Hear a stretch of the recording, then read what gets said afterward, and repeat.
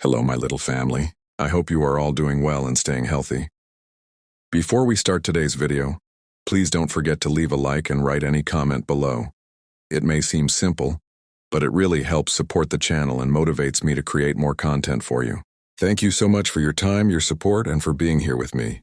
Now let's get started. I never considered myself anything special, just a regular cop doing his job in a town most people have never heard of. My name is James Alderson, and for the past 8 years I've patrolled the streets of Forsyth, Georgia, a town where most folks don't lock their doors at night and where the biggest crime last year was when someone stole 3 garden gnomes from Mayor Wilson's front yard. Forsyth sits nestled between rolling hills and dense woods, the kind of place where everyone knows everyone else's business, and where the local diner serves as both restaurant and unofficial town hall.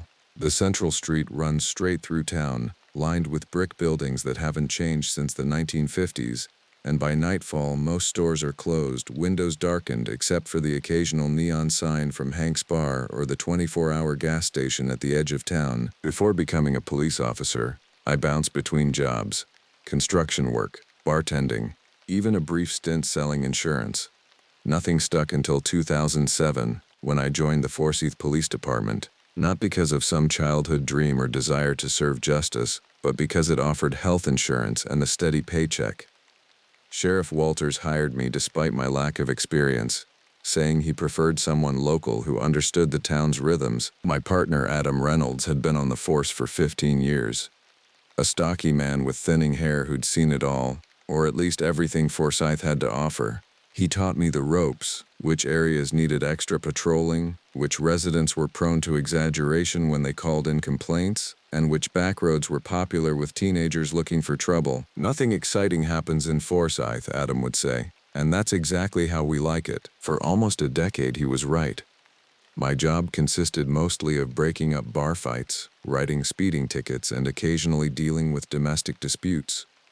The most action I'd seen was when a deer crashed through the window of the pharmacy, sending pill bottles flying in every direction. The station itself was modest.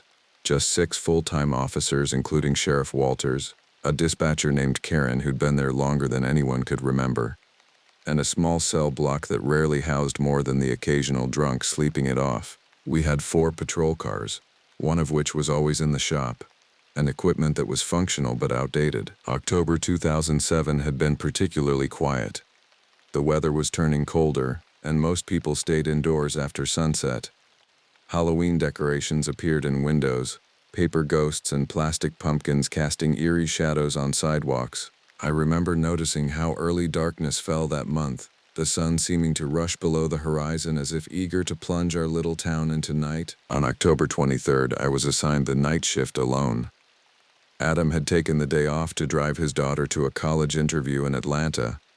The day had been uneventful. A minor fender bender at the intersection by the post office, a complaint about a neighbor's dog barking too loudly, and paperwork. Lots of paperwork. By 10:30 p.m., I was on my 3rd cup of coffee from the gas station, the radio silent except for Karen occasionally checking in. The streets were empty, most windows dark except for the blue flicker of late-night television. I drove slowly, headlights cutting through the fog that had settled over town like a blanket. My patrol route took me through the center of Forsyth, past the shuttered storefronts and the park where mothers would bring their children during daylight hours. I continued toward the outskirts, where houses grew further apart and the woods crept closer to the road. My headlights illuminated the Welcome to Forsyth sign, faded and peeling, as I turned onto Route 16, which wound its way around the eastern edge of town. It was close to 11 p.m. when I approached the entrance to Oakwood Trail, a hiking path that cut through several miles of dense forest.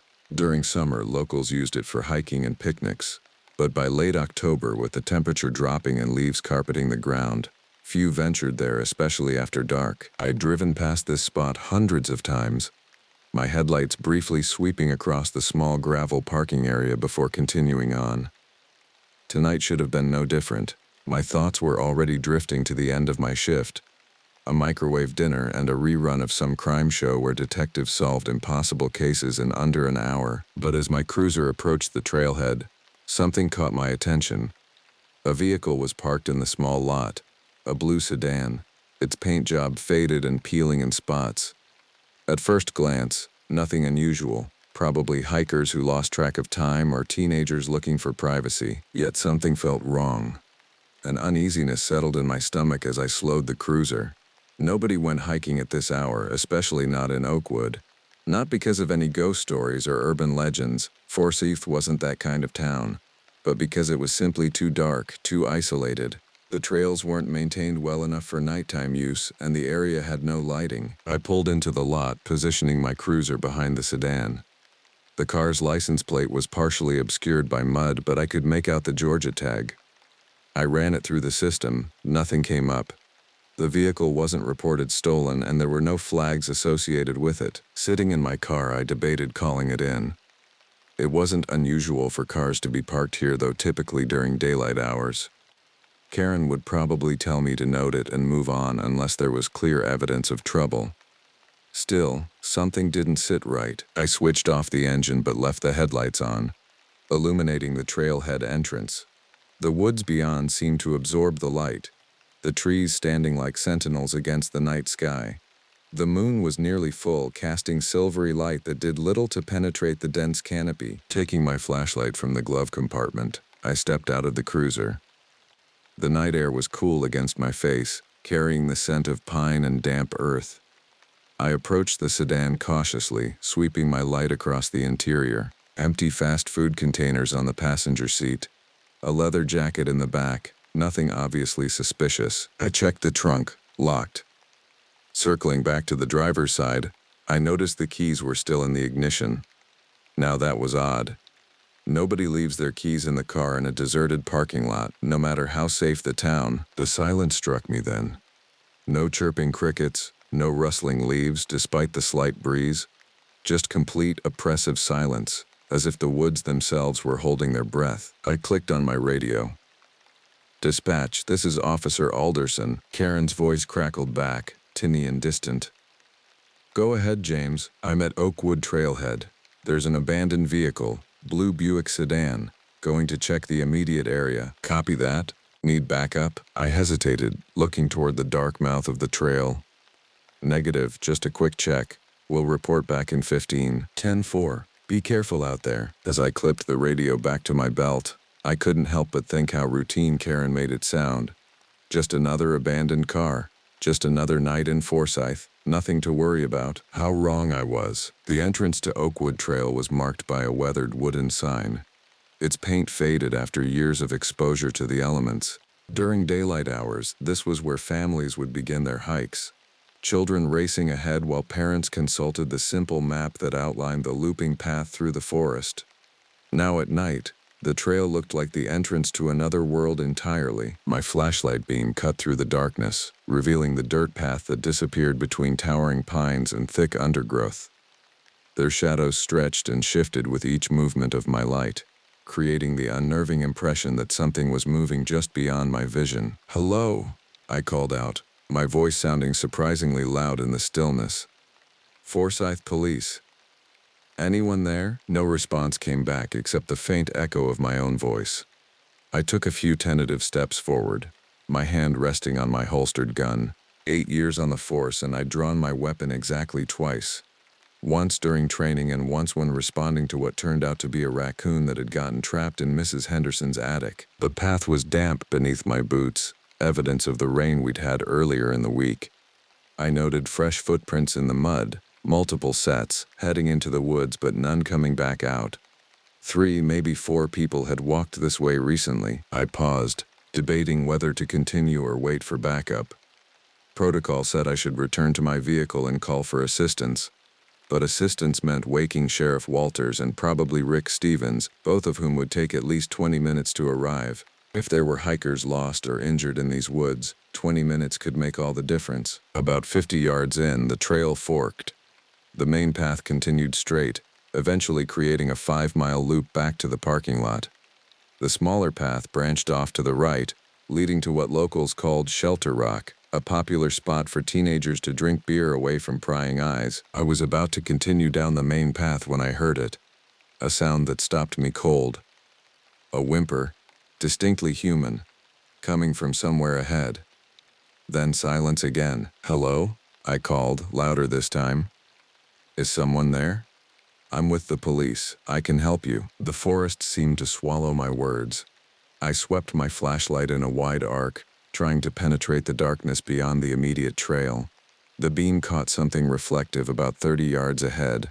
A watch, perhaps, or a piece of metal. Moving carefully, I approached the spot, my senses heightened.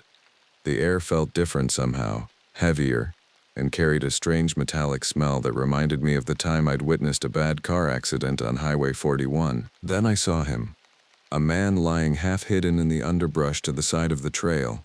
He was on his back, one arm raised as if frozen in the act of shielding himself from something. Even from several feet away, I could see he was badly injured. I rushed forward, kneeling beside him. "Sir, can you hear me?" The man's eyes flickered open, unfocused at first, then widening with recognition, not of me specifically, but of what I represented. Safety. "Help. Thank God," he gasped, his voice barely audible. You have to. You have to." His clothing was torn and soaked with blood. Deep lacerations crossed his chest and arms, the kind of wounds that come from something with claws. Not a knife or human assault. "Sir, I need you to stay still," I said, already reaching for my radio. "I'm calling for an ambulance." His hand shot out with surprising strength, gripping my wrist. "No time," he said, his eyes suddenly clear and focused. "It's still out there. My friends, Scott and Megan, we were just taking photos." "What happened?" I asked, pressing 2 fingers against his neck to check his pulse. It was rapid and thready. "We heard something following us. Thought it was a bear maybe, or I don't know. Then it came at us. So fast. Not like anything I've ever seen." He coughed, a wet sound that brought fresh blood to his lips. I keyed my radio, trying to keep my voice calm. "Dispatch, this is Officer Alderson. I need immediate medical assistance at Oakwood Trail. I have an injured male, approximately 30 years old, with severe lacerations, possible animal attack. Also requesting backup, over." Karen's response was immediate, professional. "Copy that, James. Sending ambulance and backup now. ETA 15 minutes. Can you describe the victim's condition?" The man's grip on my wrist tightened. "Don't let them come. Not without weapons. Big weapons. It's not an animal. Not like any animal." I described the man's injuries to Karen, adding that there might be more victims in the woods. The man, who managed to tell me his name was Paul Bennett, had come with 2 friends for a night photography session. They'd wanted to capture the forest under the full moon. "How long ago did you get separated from your friends?" I asked Paul, applying pressure to the worst of his wounds with my jacket. "Maybe 20 minutes? It went after Scott first. Megan tried to help him and his breathing became more labored. You have to find them, but be careful, it's still out there, watching." "What's it, Paul? What attacked you?" The question seemed to focus him. He gripped my uniform with bloody fingers. I couldn't see it clearly. Tall, pale, wrong, all wrong. Its face." He shuddered. "Not a face, not human." His words sent a chill down my spine that had nothing to do with the night air. I'd heard descriptions of mountain lions before, even bears, but never like this. "It's okay," I said, trying to reassure him. "Help is coming. They'll be here soon." Paul's eyes suddenly widened, focusing on something over my shoulder. "It's here," he whispered. "It found us." I turned, drawing my weapon in one fluid motion, expecting to see some animal emerging from the trees, but there was nothing there. Just darkness and silent trees. When I turned back, Paul was trying to get up, panic giving him strength he shouldn't have had. "It's coming," he insisted. "Can't you hear it?" And then I did hear something. A strange rustling in the underbrush, too deliberate to be wind, too rhythmic to be an animal. It seemed to be coming from all directions at once, circling us. "Stay down," I told Paul firmly, standing to get a better view of our surroundings. I swept my flashlight in a complete circle, the beam catching only trees and shadows. Yet the sound continued, growing louder. Then Paul screamed, a sound of pure terror that cut off abruptly. I spun around to find him staring fixedly at a point just beyond the reach of my flashlight. His mouth worked soundlessly, all color draining from his face. "What is it?" I demanded, following his gaze. "What do you see?" Paul never got the chance to answer. Something moved at the edge of my vision, a pale shape darting between trees with impossible speed. Then silence fell again, heavy and absolute. "Paul?" I turned back to him, only to find him motionless, eyes still open but vacant now. I checked for a pulse, already knowing what I would find. Nothing. He had died of his injuries, or perhaps from shock. It was impossible to tell. But the expression frozen on his face was one I'd never seen before and hope never to see again. Pure, unadulterated horror. I keyed my radio again, my voice shaking slightly. "Dispatch, victim is now deceased. I repeat, victim is deceased. I need that backup here, SAP. Possible additional victims in the woods." Karen's voice came back, steady and reassuring. "Backup is en route, James. Sheriff Walters and Officer Stevens are 5 minutes out. Ambulance right behind them. Are you in immediate danger?" I looked around at the dark woods, remembering the pale shape I'd glimpsed, the rustling that seemed to come from everywhere at once. "Unclear at this time," I replied carefully. "Advise backup to approach with caution. Possible dangerous animal in the area." "Copy that. Do you want to return to your vehicle to wait?" The question gave me pause. The smart move would be to retreat, wait for backup with more resources, more manpower. But somewhere in these woods were 2 more people, Scott and Megan, possibly injured, possibly alive. Every minute counted. "Negative," I said finally. "I'm going to continue searching for the other 2 individuals. Have backup follow the main trail when they arrive." "James?" Karen's voice held a note of concern now. "Be careful." I signed off and stood, shining my flashlight once more at Paul's body. In death, his face looked younger, vulnerable. I couldn't leave him like this, exposed. I covered him with my jacket, a small gesture that felt inadequate but necessary. Then, with a deep breath, I continued down the trail, my flashlight leading the way, my service weapon held ready. Whatever had attacked Paul and his friends was still out there, and I was about to go looking for it. The deeper I ventured into Oakwood, the more the forest seemed to close in around me. What had been a clearly defined trail gradually became narrower, the overhead branches forming a canopy that blocked out most of the moonlight. My flashlight beam provided the only illumination, creating more shadows than it dispelled. I moved cautiously, alert to every sound. The stillness that had been so unsettling near the trailhead had given way to occasional rustling in the underbrush. Small animals, I told myself, disturbed by my presence. Yet each noise made me tense, my finger hovering near the trigger of my gun. The trail began to slope downward, leading into a shallow valley where the trees grew even more densely packed. Water dripped from leaves, creating a soft, persistent patter that masked other sounds. I paused frequently, listening, calling out for Scott and Megan. My voice echoed briefly before being swallowed by the vastness of the forest. After about 10 minutes of walking, I found the first sign that I was on the right track. A digital camera lying in the dirt, its lens cracked. Next to it was a tripod, one leg bent at an unnatural angle. I picked up the camera, pressing the power button. Surprisingly, it still worked, the screen illuminating with the last image taken. It showed 2 people. A young man with a beard and glasses, presumably Scott, and a woman with long hair pulled back in a ponytail, likely Megan. They were standing together near a distinctive rock formation, smiling at the camera. The timestamp showed the photo had been taken just over an hour ago. I scrolled through the previous images, shots of the moon through tree branches, the trail at sunset, close-ups of interesting fungi growing on fallen logs, normal tourist photos. Nothing to suggest what might have happened to them. Continuing on, I began to notice disturbing signs along the path. Deep gouges in tree trunks, too high and too deep to be from any normal animal. Patches of disturbed earth where it looked like something, or someone, had been dragged. And most concerning, dark stains on leaves and rocks that my flashlight revealed to be blood. The trail forked again and I hesitated. One path continued downward, toward a small stream that ran through the property. The other climbed back up the ridge, eventually leading to an overlook. Both showed signs of recent passage, broken twigs, disturbed ground. I was debating which way to go when I heard it. A sound that made the hair on the back of my neck stand up. A low, rumbling sound, almost like a growl but deeper, more resonant. It seemed to emanate from somewhere ahead on the downward path. Logic dictated that I should wait for backup. Sheriff Walters and Officer Stevens would be arriving at the trailhead by now, making their way toward my position. The smart move would be to hold my ground, maybe even retreat to meet them. But then another sound reached me, a human sound. A whimper, quickly stifled, coming from the same direction as the growl. Someone was alive down there. I keyed my radio.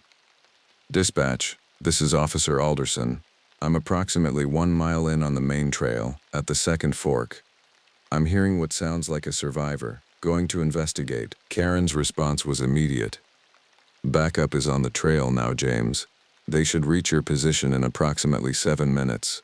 Recommend you wait." "Negative," I replied, already moving down the path. "Sounds like someone's in immediate danger. I'm proceeding with caution." I moved as quietly as possible, placing each foot carefully to avoid making noise. The path descended sharply, forcing me to use tree trunks for balance. My flashlight beam bounced with each step, creating a disorienting strobe effect across the landscape. The growling sound had stopped, but I could still hear faint human noises. Breathing, perhaps crying. They seemed to be coming from a small clearing just ahead, where the path opened up near the stream. I reached the edge of the clearing and paused, taking in the scene. The stream gurgled softly, reflecting the moonlight that managed to penetrate the canopy here. On the far side of the clearing, barely visible in the dim light, was a small cave opening in the rocky hillside, little more than a dark fissure in the stone, and in front of that opening, hunched over something on the ground, was a figure. My first thought was that I'd found one of the missing hikers, but as I raised my flashlight, the beam illuminating the scene fully, that hope vanished instantly. The figure was humanoid in only the loosest sense of the word. It crouched on all fours, its limbs too long, too jointed in the wrong places. Its skin was pale, almost translucent, stretched tight over a frame that seemed wrong, bones protruding at odd angles. What I had taken for clothing was actually a pattern of darker patches on its skin, like bruises or lesions, and it was feeding. The body beneath it was unrecognizable as human at first glance, torn open, organs exposed. A watch on the victim's wrist caught the light of my flashlight, glinting. The same watch I'd seen in the photograph on the camera. "Scott." I must have made some sound, a gasp perhaps, or simply the crunch of leaves beneath my feet, because the creature's head snapped up, turning toward me with unnatural speed. Its face? God, its face. The memory still haunts me. No eyes that I could see, just dark recesses where eyes should be. No nose either. But its mouth? That's what I remember most clearly, a gaping maw that split its head nearly in half, lined with rows of needle-like teeth. For a moment we both froze, locked in a tableau of mutual shock. Then my training kicked in. I raised my weapon and shouted, "Police, don't move!" The absurdity of issuing a standard police command to this thing struck me even as the words left my mouth. But it was instinct, automatic. The creature's reaction was anything but standard. It reared up on its hind legs, now towering at least 7 feet tall, and let out that same rumbling growl I'd heard earlier, except now it reverberated through the clearing, seemingly coming from everywhere at once. I fired 3 shots in rapid succession, the sound explosively loud in the confined space. All 3 hit the creature center mass. I saw its body jerk with the impact. Dark fluid, almost black in the dim light, oozed from the wounds, but it didn't fall. It didn't even stagger. Instead, it screamed, a high-pitched, keening sound that pierced through my head like a physical pain. My flashlight flickered, then dimmed, as if its batteries were suddenly drained by the creature's cry. Then it charged. I've been in dangerous situations before. I've faced down drunk men with knives, intervened in domestic disputes where tensions were at the breaking point. But nothing had prepared me for the speed with which this thing moved. One moment it was across the clearing, the next it was almost upon me. I fired again, emptying my magazine into its advancing form. It flinched, shuddered, but kept coming. With no time to reload, I dropped my gun and pulled my baton from my belt. The creature reached me just as I extended the baton to its full length, swiping at me with arms that seemed to elongate as they moved. I swung the baton with all my strength, connecting with what might have been its shoulder. The impact jarred up my arm, almost making me drop my weapon. The creature staggered slightly but recovered instantly, one clawed hand raking across my chest. Pain exploded where its claws connected, tearing through my uniform and the flesh beneath. I stumbled backward, tripped over an exposed root, and fell hard. My flashlight flew from my hand, landing several feet away where it illuminated nothing useful. The creature loomed over me, its mouth opening wider than should have been physically possible. In the dim light, I could see more teeth than I could count, dripping with what I desperately hoped wasn't Scott's blood. This was it. This was how I was going to die. Alone in the woods, killed by something that shouldn't exist. I thought briefly of my sister in Ohio, who would get the news from Sheriff Walters. Of my empty apartment with bills still on the counter waiting to be paid. Then, just as the creature bent toward me, a piercing whistle cut through the air, followed by a bright flash of light from the direction of the trail. The creature jerked its head toward the sound, its body tensing. "James!" Sheriff Walters' voice boomed through the clearing. "Over here!" The creature hesitated, caught between its intended prey, me, and this new threat. In that moment of indecision, I scrambled backward, ignoring the searing pain in my chest.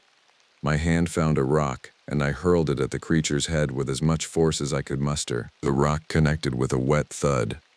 The creature shrieked again, that same brain-piercing sound, and lunged, not at me but toward the trees, away from both me and the approaching officers. It moved with that same impossible speed, scaling the rocky hillside as if gravity didn't apply to it, disappearing into the darkness beyond. Seconds later, flashlight beams cut through the clearing as Sheriff Walters and Rick Stevens reached me. Rick helped me to my feet while the sheriff scanned the area, his shotgun raised and ready. "What the hell was that?" he demanded, his normally composed face tight with tension. I opened my mouth to answer, but found I had no words to describe what I'd just encountered. How could I explain something that defied explanation, something that shouldn't exist? "Not sure," I managed finally, wincing at the pain in my chest. "Some kind of animal. It killed the hikers, at least one of them, over there." Rick's flashlight illuminated Scott's remains, and the officer turned away quickly, looking like he might be sick. Even Sheriff Walters, who'd seen his share of car accidents and hunting mishaps over the years, paled at the sight. "Jesus," he muttered. "Never seen anything like this." "There's another victim," I said, remembering, near the trail entrance. "And a third hiker still missing. A woman named Megan." The sheriff nodded, then spoke into his radio, updating Karen and requesting additional units. I could hear the strain in his voice as he tried to describe the scene in professional terms. "Let's get you back to the trail," he said to me when he'd finished. "Ambulance is waiting, those cuts need attention." I nodded, suddenly aware of how lightheaded I felt. Blood had soaked through my uniform shirt, dripping down to my belt. The adrenaline that had kept me going was starting to wear off, leaving me shaky and weak. As Rick helped me back toward the trail, I couldn't stop myself from looking back at the hillside where the creature had disappeared. Was it still watching us? Would it come back? "Sheriff," I said, my voice hoarse. "That thing, it wasn't natural. The bullets didn't stop it." Walter's expression was grim as he walked beside us, his shotgun still at the ready. "Let's focus on getting out of here alive," he said. "We can figure out what it was later." But as we made our slow way back up the trail, I knew that whatever had happened in these woods tonight would defy explanation. And I wasn't sure any of us were ready for the truth. The ambulance lights cast alternating red and blue flashes across the Oakwood Trailhead parking lot, now crowded with emergency vehicles. Paramedics had cleaned and bandaged the wounds on my chest, 4 deep parallel gashes that would leave scars but hadn't hit anything vital. I'd refused a trip to the hospital, insisting I needed to stay at the scene, though the medics had made their disapproval clear. I sat on the open tailgate of the ambulance, a shock blanket draped around my shoulders despite the mild night. The blanket was unnecessary physically, but it gave me something to grip as I tried to make sense of what had happened in those woods. Sheriff Walters stood a few yards away, speaking with the state police officers who had arrived 30 minutes after our emergency call. I could see from his gestures and their expressions that they were struggling to believe his account. I didn't blame them. I'd been there, had seen the creature with my own eyes, had felt its claws tear through my flesh, and even I was starting to doubt my memory. "How are you holding up?" Rick Stevens approached, offering me a cup of coffee from the station's thermos. I accepted it gratefully. the warmth seeping through the paper cup into my hands. Been better, I admitted. Any sign of the missing woman? Megan? Rick shook his head grimly. Search team is still out there, but... He left the sentence unfinished. We both knew what they were likely to find. What's the official story going to be? I asked, nodding toward the sheriff and the state police. Rick sighed, running a hand through his thinning hair. Animal attack, most likely. Mountain lion, maybe a bear, something that makes sense. That thing wasn't any kind of animal I've ever seen, I said, lowering my voice. You saw it too, right? Just for a second? Rick's expression tightened. I saw something, he admitted reluctantly. But it was dark, we were all amped up. Could have been anything, but his eyes told a different story. He'd seen it, the unnatural movement, the impossible speed, the wrongness of its form. He just wasn't ready to acknowledge it. Karen appeared from around the ambulance, her dispatcher's headset still around her neck despite being on scene. In her 15 years at the station, she'd never left her post during an active emergency until tonight. James, she said, her voice gentler than I'd ever heard it. Sheriff wants your preliminary statement while it's still fresh. I nodded, setting aside the coffee and standing carefully to avoid pulling at my bandages. Any word on identifications for the victims? Paul Bennett, 28, local substitute teacher. Scott Weinberg, 27, worked at the bank in Millerville, Karen recited, professional despite the emotion in her eyes. Megan Chen, 26, graphic designer, all from Millerville, about 30 miles north of here. Just weekend photographers in the wrong place at the wrong time. The unfairness of it hit me suddenly, making my knees weak. Karen steadied me with a hand on my arm. One step at a time, she said firmly. Statement first, then we get you home. The statement took nearly an hour. I sat in the back of Sheriff Walter's SUV, the interior light illuminating my notepad as I tried to put into words what had happened. I included everything except the most unbelievable details, the creature's face, the way bullets seemed to have no effect, the unnatural speed with which it moved. Instead, I described a large animal, possibly a bear, but moving very quickly, and poor visibility conditions that made identification difficult. It wasn't the truth, not entirely. But it was a version of events that wouldn't get me placed on administrative leave pending a psychological evaluation. When I handed the statement to Sheriff Walters, he read it slowly, his expression unreadable. Then he looked at me over the top of his reading glasses. Is this everything, James? There was something in his tone. Not accusation exactly, but an opening.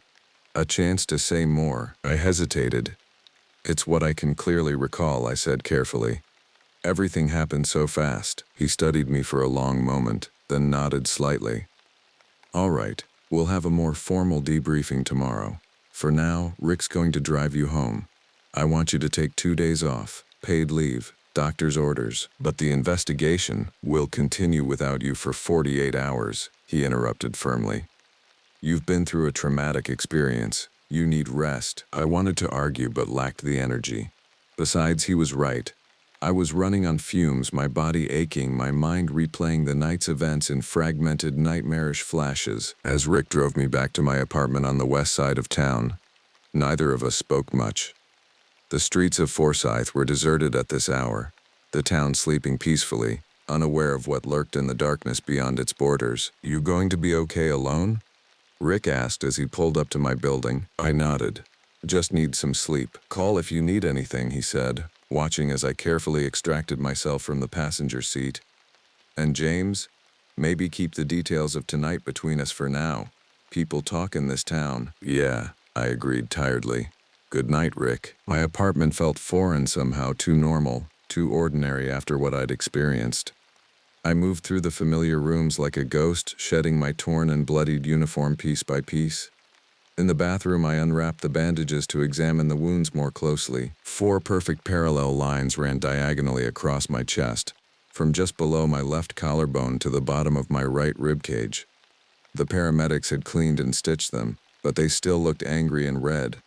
They would scar, no doubt about that. Physical evidence of something the world would never believe. I showered carefully, watching pink-tinged water swirl down the drain, then redressed the wounds with supplies the paramedics had given me. Exhaustion pulled at me, but when I finally lay down in bed, Sleep refused to come. Every time I closed my eyes, I saw it. That face, that mouth, heard that scream that seemed to penetrate directly into my brain, felt those claws tearing through flesh as if it were paper. When dawn finally broke, I'd managed perhaps an hour of restless sleep. I made coffee stronger than usual and sat at my small kitchen table watching the early morning light change the shadows in my apartment. My phone rang around 8 a.m. Sheriff Walters checking in. The search team had found Megan Chen's body near the cave entrance, he told me. Same condition as Scott Weinberg. No sign of the animal responsible. The state police are bringing in a wildlife expert, he said. Some professor from Georgia State. They're thinking rogue bear, maybe rabid, and they'll keep thinking that until they find evidence that contradicts it, I replied. Which they won't. A pause. What exactly are you saying, James? Nothing, Sheriff. Just tired. After we hung up, I turned on the local news. The story was already breaking. Deadly animal attack claims 3 in Forsyth Woods. The reporter stood at the Oakwood trailhead, now cordoned off with police tape, explaining that authorities believed a predatory animal had attacked a group of photographers. Wildlife officials urge residents to avoid the area and report any sightings of unusual animal activity, she said gravely. The woods will remain closed to the public until further notice. I turned off the TV, unable to listen to more. They were going to sanitize it, package it into something comprehensible, something that wouldn't disturb the orderly world people thought they lived in, but I knew different now. I had seen behind the curtain, glimpsed something that shouldn't exist, and I couldn't unsee it. The next 48 hours passed in a haze of pain medication, sleepless nights, and jumps at every unexpected sound. I kept my blinds closed, doors locked, a kitchen knife on my bedside table. Irrational, perhaps, the creature had shown no interest in following me back to town, but necessary for me to function at all. On the third day, I returned to the station, greeted by concerned looks and awkward silences. News of the animal attack had spread through town, along with rumors that I had nearly been a victim myself. Karen had left a homemade casserole in the break room refrigerator with my name on it. Rick gave me a brief, uncomfortable pat on the shoulder. Sheriff Walters called me into his office mid-morning. The wildlife expert had concluded, based on the evidence, that the attacks were consistent with a large black bear, possibly one suffering from a neurological condition that made it unusually aggressive. The woods would remain closed for another week while state officials conducted a capture operation, but otherwise the case was considered closed. Any questions? The sheriff asked after briefing me. I had many, but none he could answer. No, sir. He studied me for a moment, then reached into his desk drawer and pulled out a business card. This is Dr. Helen Rivera, he said, sliding the card across the desk. She's a psychologist who specializes in post-traumatic stress among law enforcement. I've worked with her before. She's good. I stared at the card, not reaching for it. You think I need a shrink? I think you experienced something horrific, he replied carefully. And I think talking about it might help. Off the record, of course. I took the card, not making any promises. Thank you, sir. And James? He added as I stood to leave. Some things we see in this job don't fit neatly into reports. Doesn't mean they didn't happen. It was as close as he would ever come to acknowledging what we both knew, that the official explanation was a comforting fiction. Life in Forsyth gradually returned to normal over the following weeks. The story faded from the news, replaced by high school football scores and debates about the proposed expansion of the town's water treatment facility. When the woods reopened, few people ventured there at first, but as weeks passed without incident, hikers cautiously returned. No bear was ever captured. I resumed my regular patrols, though I requested a permanent reassignment away from the eastern route that included Oakwood. Sheriff Walters granted it without question. My wounds healed, leaving behind raised pink scars that faded to silver over time. A physical reminder that refused to vanish completely. I never called Dr. Rivera, choosing instead to bury myself in work, taking extra shifts, volunteering for the assignments no one else wanted. If I kept busy enough, I could sometimes go hours without thinking about that night. But never a full day, never that. And every October since, when the leaves turn and the nights grow longer, I find myself unable to sleep, staring at my ceiling, listening for a sound I hope never to hear again, that low, rumbling growl that is both everywhere and nowhere at once. 3 years passed. I remained with the Forsyth Police Department, eventually being promoted to sergeant after Sheriff Walters retired and Rick Stevens took over his position. Life continued in its predictable small-town rhythm. Occasional burglaries, drunk and disorderlies, domestic disputes that usually ended with tearful reconciliations or temporary restraining orders. The incident at Oakwood faded into local legend, the kind of story teenagers told around campfires to scare each other. The Beast of Forsyth Woods, they called it. In their version, it was always a bear or a mountain lion, embellished with details that made it more dramatic but less terrifying than the truth. I never corrected them. What would be the point? I dated occasionally, a teacher from the high school for a few months, then a nurse from the clinic one town over. Neither relationship lasted. I found it difficult to connect, to share myself with someone when I was holding back something so significant. How do you tell someone that the world they think they live in is just a comforting illusion? That there are things in the darkness beyond understanding? So I kept to myself, did my job, and tried to forget. Until July 2010, when the first disappearance was reported. Lisa Parsons, 22, had gone hiking alone in Millbrook Reserve, about 15 miles north of Forsyth. Her car was found in the parking lot, her backpack beside a picnic table, but no sign of Lisa.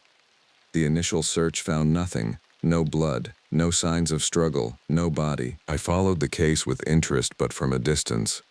It wasn't our jurisdiction, and there was no reason to connect it to what had happened at Oakwood. People occasionally got lost in the woods or ran away from their lives. It was tragic but not unprecedented. 2 weeks later, a second disappearance was reported. Michael Grayson, 35, had gone mushroom hunting in Willow Creek Park, just 5 miles east of Millbrook Reserve. Again, his vehicle was found, some of his equipment scattered nearby, but no body. This time I drove to the scene on my day off, showing my badge to gain access. The area had been thoroughly searched by local police and volunteers. Nothing stood out except for one detail that wasn't mentioned in the news reports. Deep gouges in several trees near where Michael's equipment was found. Gouges that reminded me of the marks I'd seen at Oakwood. I photographed them with my personal camera but said nothing to the officers on scene. What could I say? That I suspected their missing person case was connected to an animal attack from 3 years ago. They'd dismiss me as a cop trying to insert himself into another department's case. Back home, I took out the files I'd compiled about the Oakwood incident. Newspaper clippings, copies of the official reports, my own detailed notes written in the weeks afterward while the memories were still fresh. I'd kept it all in a locked box in my closet, unable to discard it but unwilling to review it until now. The similarities were troubling. Both disappearances had occurred during the new moon when the night was at its darkest. Both victims had been alone in densely wooded areas. Both had vanished without obvious signs of struggle, yet left behind personal belongings that suggested they hadn't simply walked away. I called Rick, now Sheriff Stevens, and shared my concerns. To his credit, he listened without interruption. "What exactly are you suggesting, James?" he asked when I'd finished. "That the thing from Oakwood has moved north?" "I don't know," I admitted. "But it seems like too much of a coincidence. 2 missing persons cases in neighboring counties isn't exactly unprecedented," he pointed out. "Could be anything from accidents to foul play by a human perpetrator. And the marks on the trees? Bears mark territory. So do some wildcats.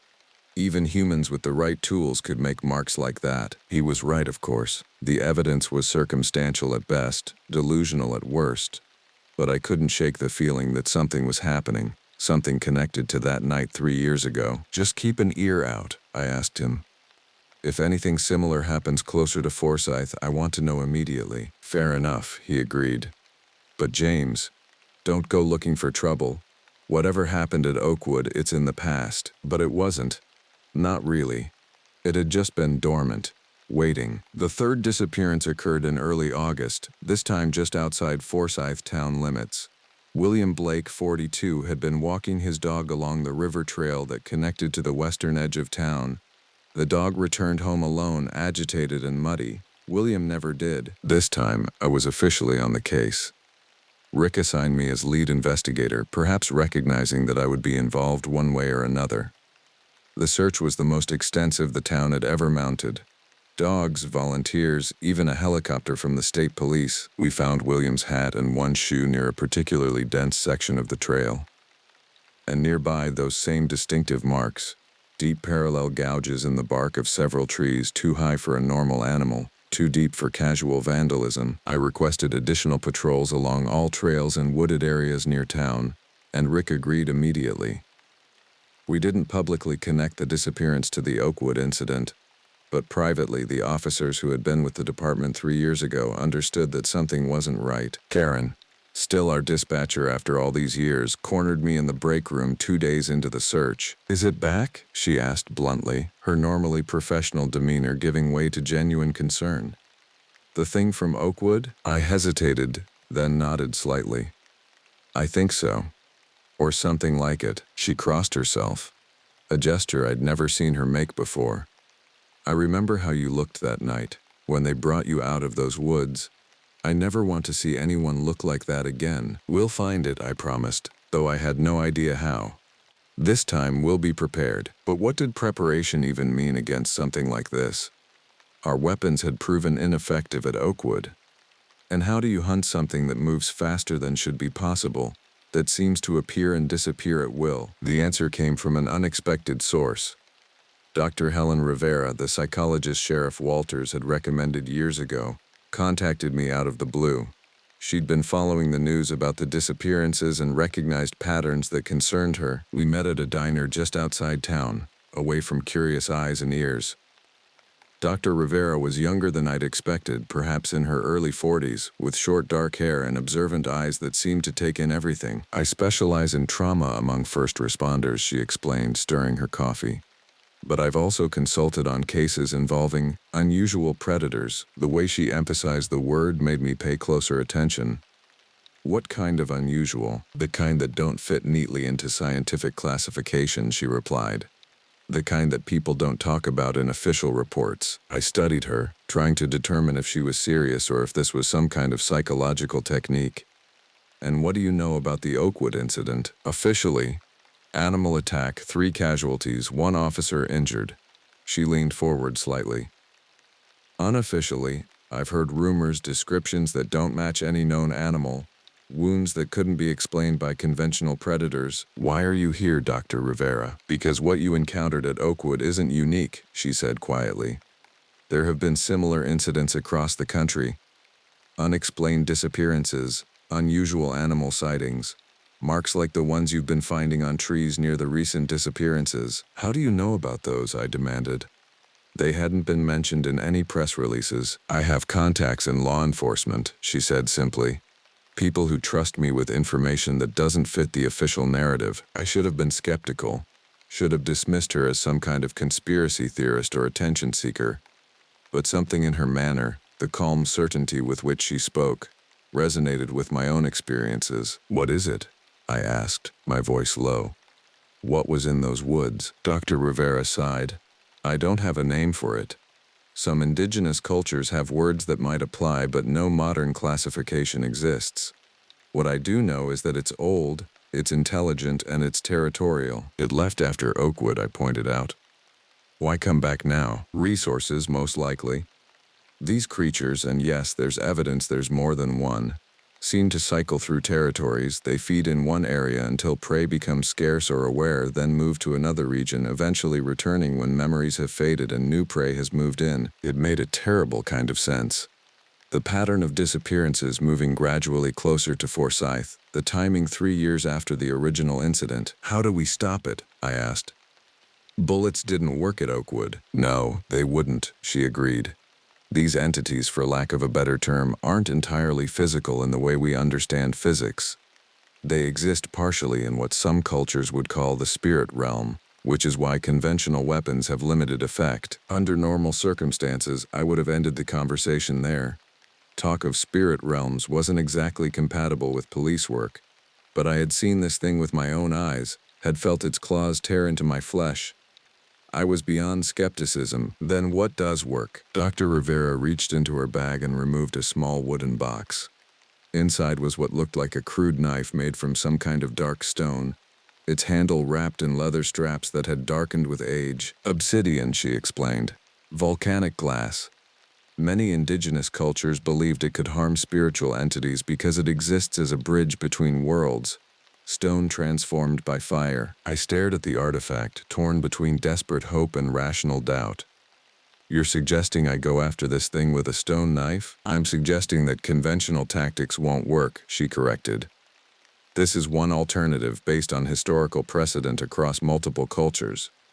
There are others. Over the next hour, Dr. Rivera outlined what she knew about the entity, its patterns, its weaknesses, traditional methods various cultures had used to combat similar creatures. Some seemed like superstition, others had a logic I could grasp. Fire apparently was particularly effective, as was copper in some cases. Why help me? I asked finally. Why get involved in this at all? She was quiet for a moment, stirring her coffee though it had long gone cold. I lost someone, she said eventually. My brother, 10 years ago in Montana. Official report said grizzly attack, but there was no bear, just marks on trees and a body that was never found. There was nothing to say to that, so I simply nodded. Loss was something I understood. We parted with an agreement to stay in contact. She gave me the obsidian knife and several other items, copper nails, a small vial of what she claimed was consecrated oil used in exorcism rituals. I felt ridiculous accepting them, but I was past the point of dismissing any potential weapon. Back at the station, I carefully didn't mention Dr. Rivera's more esoteric theories when briefing Rick. Instead, I focused on the pattern of disappearances, the territorial markers, the calculated movement toward Forsyth. So what's the plan? Rick asked, studying the map where I'd marked all incidents. We need to be proactive, I said. Set up a trap rather than waiting for it to take another victim. A trap, he repeated skeptically. For something we can't identify and don't understand. We know it's drawn to isolated individuals in wooded areas, I pointed out. We create a controlled environment, use bait, and wait. Bait meaning a person, Rick said flatly. I'm not authorizing that kind of operation, James. Not an innocent civilian, I clarified. Me. The argument that followed was heated but brief. Rick knew me well enough to recognize when my mind was made up. In the end, we compromised. I would act as bait, but with a full tactical team hidden nearby, ready to respond at the first sign of trouble. We would stage the operation at Clearwater Junction, a wooded area about 5 miles east of town where several hiking trails converged near an old fire watchtower. The plan was simple in theory. I would position myself at the watchtower around dusk, appearing to be a solitary hiker settling in for the night. The tactical team would be concealed in the surrounding woods, maintaining visual contact but staying far enough away to avoid detection by the creature. If it appeared, they would move in with specialized equipment, including the flamethrowers I had specifically requested, citing the creature's possible vulnerability to fire. Dr. Rivera provided additional input, though I kept her involvement unofficial. The obsidian knife remained securely strapped to my ankle, hidden beneath my pant leg. The copper nails were distributed among the tactical team with instructions to use them if conventional ammunition proved ineffective. This is insane, Rick said the evening before the operation was set to begin. You know that, right? We were alone in his office, reviewing the final details of the plan. Outside, the sun was setting, casting long shadows across the station parking lot. Probably, I admitted. But 3 people are missing, presumed dead. If we do nothing, there will be more. And if this works? If we kill this thing? What then? What goes in the official report? I shrugged. Same as Oakwood. Rogue animal, unidentified species. No one questions it too closely because no one wants to. Rick sighed heavily, rubbing his temples. Just promise me one thing. Don't try to be a hero out there. First sign of trouble, you signal for backup. Understood? Understood, I agreed. Though we both knew that trouble might come too fast for signals. The next evening found me sitting on the wooden platform of the old watchtower. A small campfire burning in the designated fire pit. My backpack and camping gear arranged to suggest I was planning to spend the night. The radio earpiece hidden beneath my cap allowed me to communicate with the tactical team positioned in the surrounding woods. As darkness fell, the forest grew quiet except for the occasional call of a night bird or rustle of small animals in the underbrush. The fire crackled, sending sparks spiraling upward into the night sky. I checked my watch. Almost 10 p.m. The previous disappearances had all occurred between 10 p.m. and 2 a.m. according to best estimates. "All positions report," I said quietly into my mic. One by one, the team checked in, confirming they had visual on the watchtower and were in position. 6 officers in total, each armed with conventional weapons plus the special equipment we had prepared. Hours passed. The fire burned down to embers, which I occasionally fed with small branches to maintain a low light. Midnight came and went. Then 1 a.m. My back ached from sitting on the hard wooden platform, but I didn't dare move around too much for fear of missing something. At 1:37 a.m., I noticed the silence. It wasn't gradual. One moment the normal sounds of the forest surrounded me. The next, absolute stillness. No insects chirping, no leaves rustling, nothing. "Something's changed," I whispered into my mic.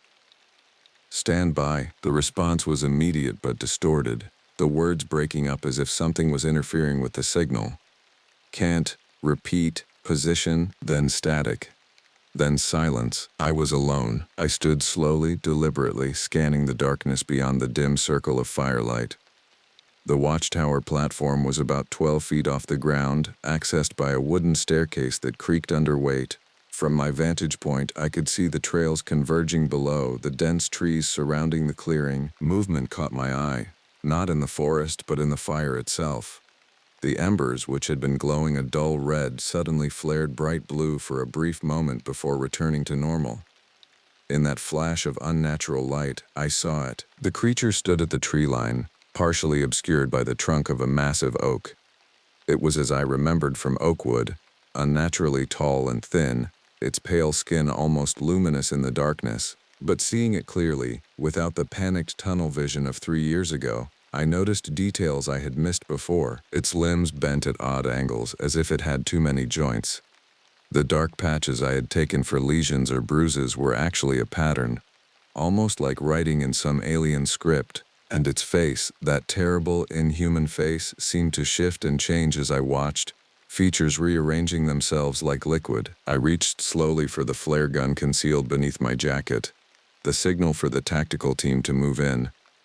But before my fingers could close around it, the creature moved. One moment it was at the tree line, perhaps 40 feet away.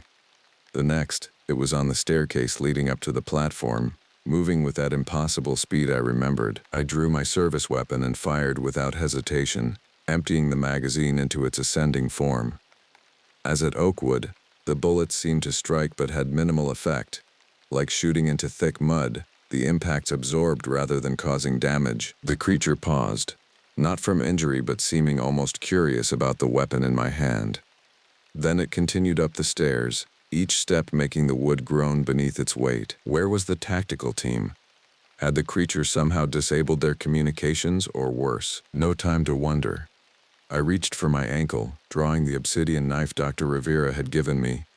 The black stone blade gleamed in the firelight, its edge impossibly sharp. "Come on then," I said, my voice steadier than I felt. "Let's finish what we started at Oakwood." The creature reached the platform and rose to its full height. Easily 7 feet tall, possibly more. This close I could smell it, an odor like ozone and rotting vegetation combined, unnatural and overpowering. Its mouth opened, revealing those rows of needle-like teeth. But instead of attacking immediately, it made a sound, not the scream from before, but something almost like speech. A series of clicks and rumbles that seemed to have pattern and purpose. It was communicating. Or trying to. That realization froze me for a crucial second. This thing wasn't just a predator acting on instinct. It had intelligence, purpose, which meant it could potentially be reasoned with or understood. That hesitation nearly cost me my life. The creature lunged forward, one elongated arm sweeping toward me with claws extended. I ducked and rolled, the claw catching the shoulder of my jacket and tearing through the fabric as if it were paper. The momentum carried me dangerously close to the edge of the platform. I scrambled to my feet, knife held defensively in front of me. "Now would be a good time, guys," I muttered, hoping against hope that the tactical team was on the way. The creature circled me slowly, its movements more deliberate now. It was studying me, I realized. Learning. It remembered our encounter at Oakwood. recognized the threat I represented. I feinted to the left, then lunged right, striking with the obsidian blade. To my astonishment, the knife cut into the creature's arm, drawing a viscous black fluid that might have been blood. The creature recoiled, making that high-pitched screaming sound that pierced directly into my brain. It was working. The obsidian actually heard it. Encouraged, I pressed the advantage, slashing again and again, forcing the creature back toward the staircase. Each successful strike drew more of the black fluid, which sizzled and smoked where it hit the wooden platform. But the creature was adapting, learning my movements, staying just out of reach. And I was tiring, the adrenal rush giving way to fatigue. A failed lunge left me off balance, and the creature capitalized immediately, one clawed hand catching me across the back, tearing through jacket and shirt to the flesh beneath. Pain exploded along my spine, hot and immediate. I staggered, nearly dropping the knife, and the creature pressed its advantage, forcing me back toward the fire pit. Heat scorched my legs as I found myself pinned against the embers. In desperation, I reached back with my free hand, grabbed a burning brand from the fire and thrust it toward the creature's face. The effect was immediate and dramatic. The creature recoiled violently, that piercing scream rising to an unbearable pitch. Where the flame had touched its skin, the pale surface blackened and cracked like paper in a fire. Fire. Dr. Rivera had been right. I dropped the knife and grabbed the flare gun, firing it directly into the creature's torso. The magnesium flare ignited on impact, burning with an intense white light that seemed to burn through the creature's semi-transparent flesh. Its scream reached a pitch that made my ears feel like they were bleeding. It thrashed wildly, trying to extinguish the burning flare, claws raking at its own body in desperation. Then, finally, I heard human voices. The tactical team burst into the clearing below, shouting commands, weapons raised. One carried a flamethrower, already ignited and ready. "Up here," I shouted. "Fire! Use the fire!" The officer with the flamethrower didn't hesitate. A stream of burning fuel arced up toward the platform, engulfing the creature in flames. Its scream became something beyond sound, a pressure in my head that made my vision blur and my knees buckle. Through the pain and confusion, I saw the creature make one final desperate lunge.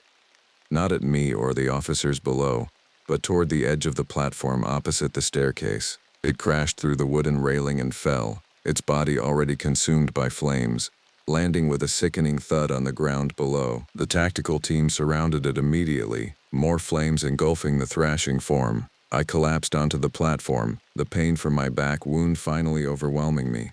The last thing I remember before losing consciousness was the smell. Not just burning, but something else. Something ancient and alien being consumed by fire. I woke in the hospital 2 days later. Rick was there, looking like he hadn't slept since the operation. Dr. Rivera stood in the corner of the room, her expression solemn but satisfied. "Did we get it?" I asked, my voice hoarse. Rick nodded grimly. "It's done. Whatever it was, it's gone." "The body?" "Burned," Dr. Rivera said, stepping forward. "Almost completely. What remained has been secured." "Secured where?" She exchanged a glance with Rick. "Somewhere safe. Somewhere it can be studied by people who understand what they're dealing with." I wanted to ask more, but exhaustion pulled at me. The doctors had me on strong pain medication for the wounds on my back. 4 deep lacerations that would join the scars on my chest, paired reminders of encounters that defied explanation. In the days that followed, as I recovered in the hospital, the official story took shape. A disturbed individual responsible for the recent disappearances had been tracked to Clearwater Junction and killed in a confrontation with police. No body was recovered due to the fire. Case closed. The missing persons were declared dead, though their bodies were never found. Memorial services were held. Forsyth mourned, then moved on, as small towns do. Dr. Rivera visited me once more before leaving town. She brought me a small wooden box containing a fragment of obsidian, not the knife I had used, which had been lost in the confrontation, but similar. "Keep it with you," she advised. "Always. These entities rarely travel alone." "You think there are more?" The thought made my newly healing wounds ache. "I know there are," she said simply. "But they're territorial, remember? What you killed claimed this area. Others won't approach for some time, but eventually," she met my gaze steadily. "Eventually, yes. Someone will need to be ready. After she left, I opened the box again, studying the obsidian fragment. It reminded me of the creature in a way. Dark, mysterious, not entirely of this world. A reminder that reality was bigger and stranger than most people ever realized. I still carry that fragment with me even now, years later. I've returned to active duty, resumed my patrols around Forsyth, lived the life of a small-town police officer. To all outward appearances, life has returned to normal, but I know different. I know what lurks beyond the comfortable boundaries of our understanding. I know that the darkness holds secrets most people couldn't comprehend, and I watch. I listen. I prepare. Because Dr. Rivera was right about one thing. These entities rarely travel alone, and someday, eventually, I'll be needed again. The first time I realized something was off, I was driving a load of industrial pipes through the back roads of West Virginia. I'd taken this route a dozen times before, but that day something felt different. Off-kilter in a way I couldn't quite put my finger on. I've been driving trucks since I was old enough to hold a steering wheel. Grew up in the Midwest where the only thing folks cared about was getting the job done. That mindset stuck with me, and it's why I never asked questions. You take the load, you deliver it, and you move on. Simple as that. But this trip wasn't like the others. The October sky had darkened early, casting long shadows across the winding roads of Route 52 that runs through the Appalachian foothills. This stretch always put me on edge, a place where cell signals die and the only company you've got is the occasional critter darting across the road. The dense forest pressed in from both sides, branches reaching over the pavement like gnarled fingers. The radio had been cutting in and out for the past hour, occasionally picking up fragments of static-filled broadcast that made no sense. I finally switched it off, preferring the drone of the engine to the unsettling interference. My headlights carved a narrow tunnel through the darkness, illuminating the cracked asphalt and the occasional reflective marker. The road stretched endlessly before me, disappearing around blind curves that hugged the mountainside too closely for comfort. I checked my watch. 11:47 p.m. The delivery wasn't due until tomorrow afternoon, but I preferred driving at night. Less traffic, fewer distractions. I could make good time without dealing with rubberneckers and Sunday drivers. The truck's cab had become my second home over the years. The worn leather seat molded to my body, the familiar vibration of the engine a constant companion, photos taped to the dashboard. My dog, my parents' house back in Ohio, places I'd been, small comforts in a life spent mostly alone. As I rounded another bend, my headlights swept across something that made my foot instinctively ease off the accelerator. A flash of movement at the edge of my vision. At first I thought it was just a deer or maybe a coyote. But as I got closer, I saw it was a man. He was stumbling down the road, his clothes torn and stained with what looked like mud, or maybe blood. His gait was unsteady, lurching from side to side as if drunk or injured. I slowed down, rolling my window down a crack. The cold mountain air rushed in, carrying with it the scent of pine and something else. Something sour and rotten. "You all right, buddy?" I called out. The man didn't respond. He just kept walking, his head hanging low, shoulders hunched against some invisible weight. In my headlights, I could see dark stains spreading across the back of his light-colored shirt. Blood? Oil? It was impossible to tell. I wasn't in the habit of picking up hitchhikers, especially not ones who looked like they'd just crawled out of a car wreck. But we were miles from anywhere, and if he was hurt, leaving him out here would be as good as a death sentence. I pulled the truck to the side of the road, gravel crunching beneath the massive tires. Leaving the engine running, a precaution I'd learned years ago, I stepped out into the night. The temperature had dropped significantly, and my breath fogged in front of my face. "Hey!" I shouted, my voice echoing off the surrounding hills. "You need help?" The man stopped, but he didn't turn around. His head hung low, and I could hear his labored breathing even over the hum of the engine. Something about the sound was wrong, wet and gurgling like someone drowning on dry land. I paused, one hand on the door of my truck. Every instinct told me to get back in and drive away. But what kind of person would I be if I left someone in need? I was just about to take another step when he spun around, and for the first time I got a good look at him. His face was pale. Too pale. Not the pallor of shock or injury, but the bloodless white of a corpse, like he hadn't seen sunlight in weeks. Deep shadows pooled beneath his eyes, which seemed to sink back into his skull. His clothes were tattered, hanging off his thin frame in strips that fluttered in the breeze. But what struck me the most was his expression. There was no fear, no pain, just this hollow, empty look in his eyes, like windows into an abandoned house. And then he smiled. It wasn't a friendly smile. It wasn't even human. It was the kind of smile you see in nightmares. A grin that stretched too wide across his gaunt face, showing teeth that were yellowed and uneven. Some were broken, revealing blackened gums beneath. He didn't say a word, just started walking toward me, that grin never faltering. Each step was more steady than his previous stumbling, as if my attention had somehow strengthened him. I backed up, instinct screaming danger. "Look, man, I don't know what's going on, but you stay back." He didn't listen. His pace quickened, and so did mine. The distance between us closed with alarming speed. His arms hung at his sides, fingers curled into claws, nails blackened and thick. In the harsh glare of the headlights, I noticed something else. The stains on his clothes weren't just mud or blood. There were dark patches of what looked like mold growing on the fabric, spreading before my eyes like fast-motion decay. I scrambled back into the cab, slamming the door shut and locking it. My heart hammered against my ribs as I threw the truck into gear, ready to get the hell out of there. But as I glanced back, I saw him now running full tilt after the truck, his limbs flailing wildly, moving in ways that defied normal joint function. That grotesque smile still plastered on his face, stretching wider with each passing second. Panic surged through me, and I floored it, tires screeching as I peeled away. The speedometer climbed rapidly, 40, 50, 60 miles per hour. In the rearview mirror, I saw him chasing me, impossibly fast, his figure shrinking in the distance but never stopping.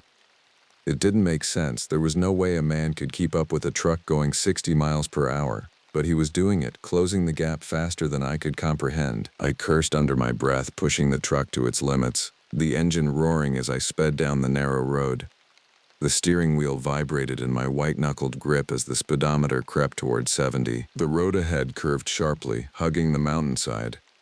I took the turn too fast, nearly missing the curve as the truck swayed on its wheels. The trailer fishtailed behind me, the load of pipes shifting with a metallic groan that sent a wave of terror through me. If I lost control here, there was nothing but a sheer drop waiting on the other side of the guardrail. When I looked back after navigating the curve, he was gone. I let out a shaky breath, slowing down just enough to regain control. My hands were trembling, and I could feel sweat beading on my forehead despite the cold air coming through the vents. That's when the radio crackled to life. Static at first, then a voice, distorted, barely audible through the white noise. "Coming for you." I grabbed the radio, my grip tight enough to turn my knuckles white. "Who is this? What do you want?" The response came through the static, the voice seeming to rise from the depths of the interference itself. "Can't escape." The voice was low, almost a whisper, and it sent a chill crawling up my spine. I threw the radio down, not wanting to hear more. The plastic casing cracked against the dashboard, but the static continued, now punctuated by what sounded like labored breathing. I needed to focus on getting the hell out of there. The road stretched ahead, a narrow ribbon of asphalt cutting through the dense forest. The trees pressed closer to the road here, their branches forming a tunnel that swallowed my headlights.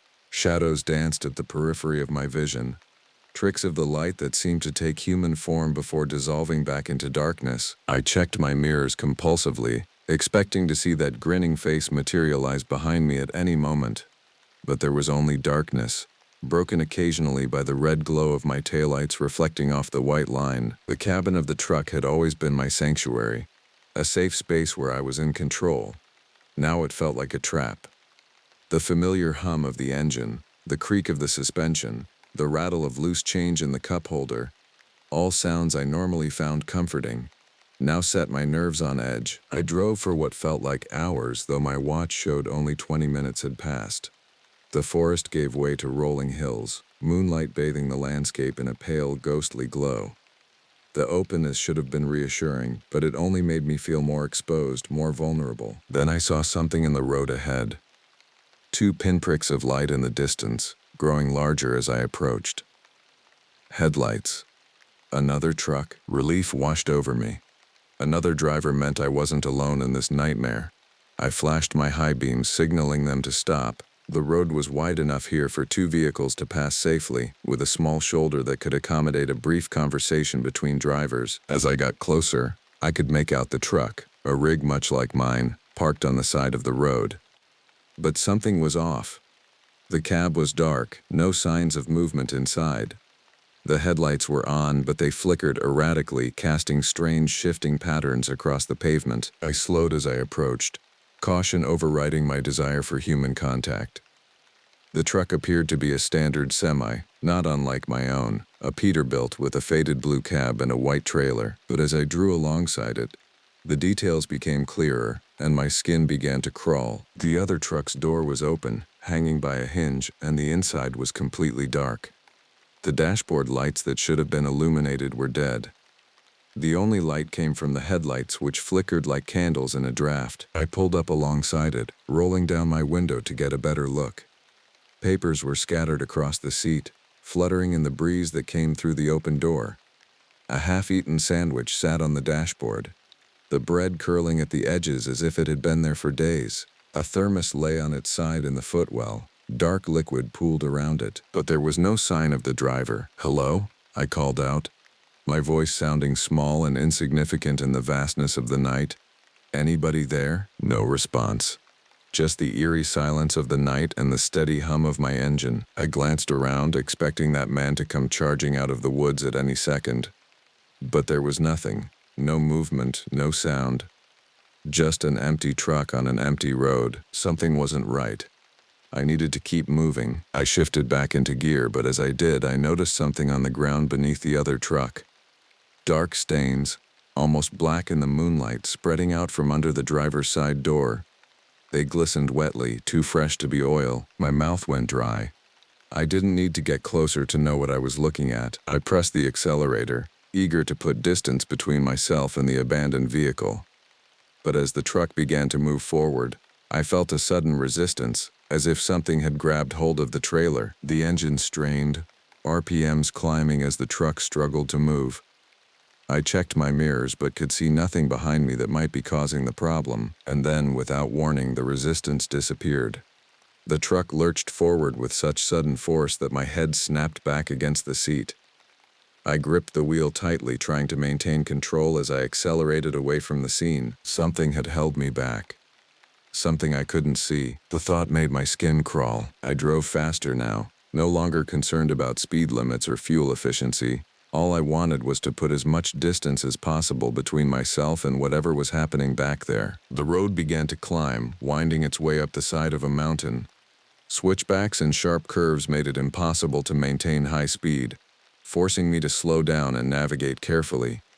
Each turn obscured what lay ahead, creating blind spots that played on my already frayed nerves. The load shifted again as I took a particularly sharp bend, the pipes clanging together with a sound like distant church bells.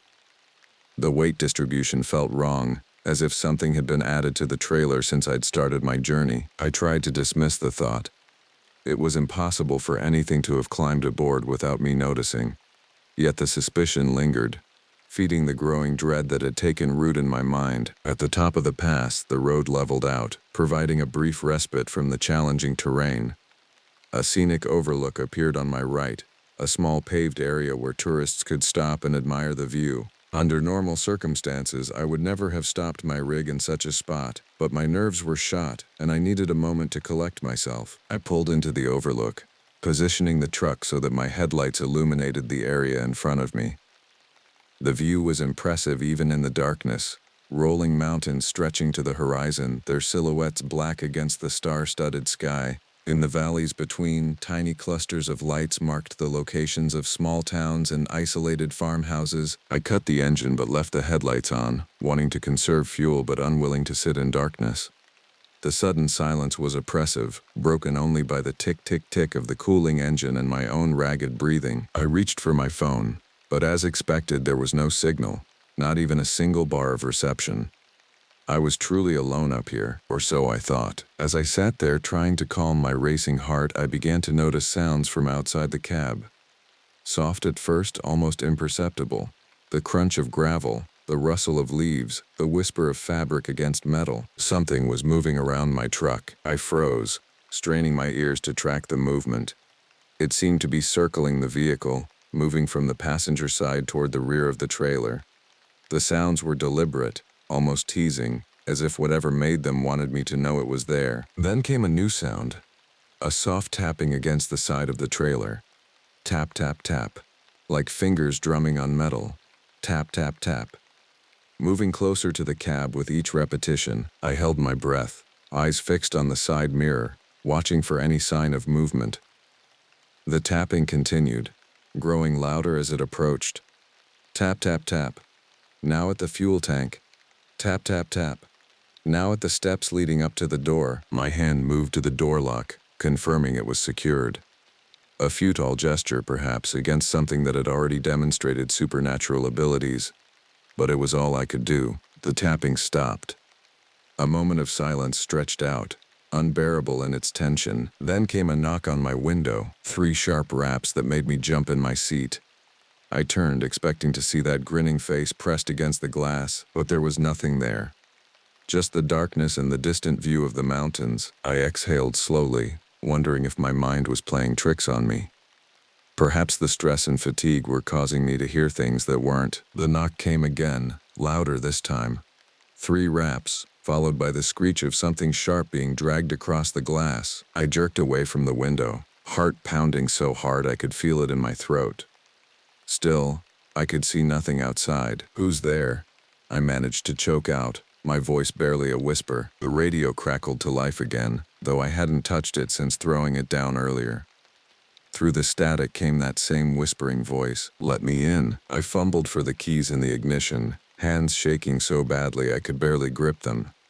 The engine roared to life, and I threw the truck into gear, desperate to escape. As the truck began to move, I felt it lurch violently to one side. A loud bang echoed through the cab, and the whole rig shuddered as if something had slammed into it. I swore, gripping the wheel tight as I tried to steady the truck. But the banging continued, loud and insistent, like something was trying to tear its way in. Metal groaned under unseen pressure, and the truck listed to one side as if a great weight had been added. My mind raced. And then I saw it. A figure clinging to the side of the truck, its fingers curled around the edge of the window. It was him, the man from the road. But now, up close, I could see the extent of his decay. His skin was mottled, peeling in places like wet paper, revealing patches of grayish muscle beneath. His eyes were sunken deep into their sockets, gleaming with an unnatural yellow light. His clothes were stained with more than just dirt. They were covered in a thick, dark substance that glistened in the moonlight. He looked like he'd crawled out of a grave, and that same horrifying smile was still stretched across his face. Too wide, too many teeth, some broken and jagged like shattered porcelain. He pounded on the window, the glass rattling under his fist. Each impact left a smear of something dark and viscous that began to slide slowly down the pane. Let me in, he rasped, his voice barely human, a dry whisper that somehow penetrated the cab despite the closed window. Cold out here. Let me in. No way in hell, I muttered, slamming my foot on the gas. The truck roared forward, tires spinning on the gravel before finding purchase. I swerved back onto the main road, taking the turn so sharply that the trailer fishtailed behind me. But he held on, his grip unnaturally strong. His fingers, too long, the joints bending in impossible directions, dug into the rubber seal around the window, pulling himself closer to the glass. His other hand reached up, nails scraping against the window with a sound that set my teeth on edge. They weren't nails anymore, but curved, blackened claws that left deep scratches in the glass. Let me in, he repeated, his face now pressed against the window. His breath fogged the glass, and within the condensation, patterns began to form, symbols I didn't recognize, shapes that hurt my eyes to look at. My heart pounded in my chest, and I knew I couldn't let him in. Whatever he was, whatever he wanted, it wasn't good. The mountain road offered few options for shaking him off. A steep drop on one side, a rock face on the other. In a moment of desperation, I yanked the wheel hard to the right, sending the truck skidding toward the edge of the road. The tires screamed in protest as the rig swerved, the trailer threatening to jackknife behind me. For a terrifying moment, I thought I'd miscalculated. that we'd go over the edge, plunging down the mountainside. But then the tires found traction again, and the truck straightened out, fishtailing wildly before I regained control. The violent maneuver had the desired effect. With a final jolt, he lost his grip. I watched in the side mirror as his body tumbled off the side, hitting the pavement hard before rolling toward the guardrail. He bounced once, twice, then disappeared over the edge into the darkness below. The truck kept going, my hands shaking as I fought to keep it on the road. I didn't stop. I couldn't. Not until I was sure he was gone for good. I drove recklessly fast down the mountain, taking curves at speeds that threatened to topple the rig. The load shifted dangerously with each turn, the pipes sliding against each other with metallic shrieks that added to my panic. It wasn't until I reached the bottom, where the road leveled out into a valley, that I dared to slow down. My heart was still racing, my shirt soaked with sweat despite the cold air blasting from the vents. I checked the mirrors obsessively, expecting to see him appear on the road behind me at any moment. But there was only darkness, occasionally broken by the reflection of my taillights on road signs. As my panic began to subside, rational thought returned. I needed to report what had happened, the abandoned truck, the strange man. Someone needed to know. I reached for my phone again, hoping that descending the mountain had brought me back into signal range. The screen lit up, showing a single bar of reception. It wasn't much, but it might be enough to make a call. I dialed 911, listening to the phone ring once, twice, 3 times before the call connected. 911, what's your emergency? The dispatcher's voice was professional, steady, a lifeline to normality that almost made me sob with relief. I need to report. I paused, suddenly unsure of what to say. How could I explain what I'd seen? What would they think if I told them about a man who could run as fast as a truck, who could cling to the side of a moving vehicle, who had fallen from a cliff and might still be pursuing me? Sir? Are you there? The dispatcher prompted. I took a deep breath. There's an abandoned truck on Route 52, up on Blackwater Pass. I think something might have happened to the driver. Can you describe the vehicle? A blue Peterbilt, white trailer. Driver's door was open. I saw what looked like blood on the ground. And your location now, sir? I glanced at a passing mile marker.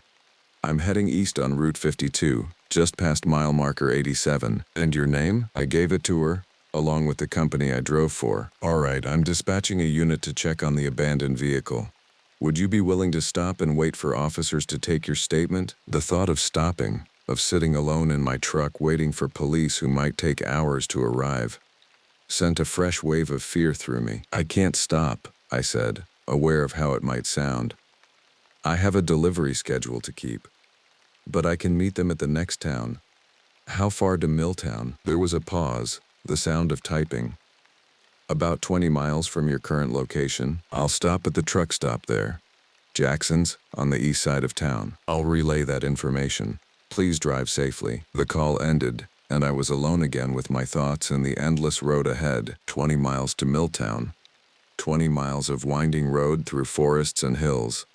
20 miles during which anything could happen. I tried to focus on driving, on the familiar routine of checking mirrors, watching for road signs, monitoring the gauges on the dashboard. Anything to keep my mind from dwelling on what had happened. But the questions kept coming. What was that thing? Why was it after me? What had happened to the driver of the abandoned truck? And most pressingly, was it really gone? The road stretched before me, each curve revealing only more darkness.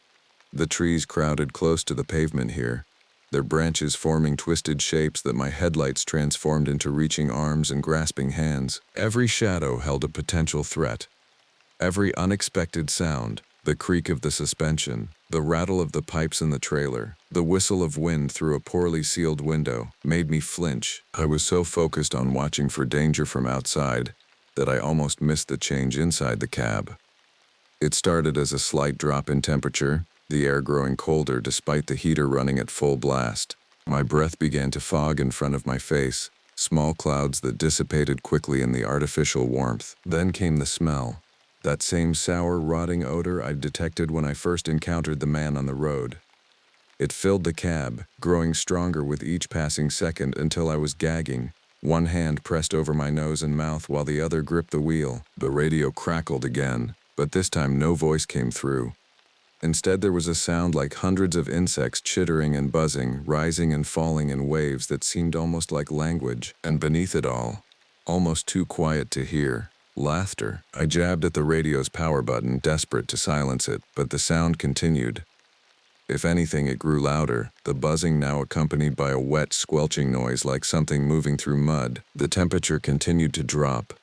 Frost began to form on the inside of the windshield, delicate patterns spreading across the glass with unnatural speed.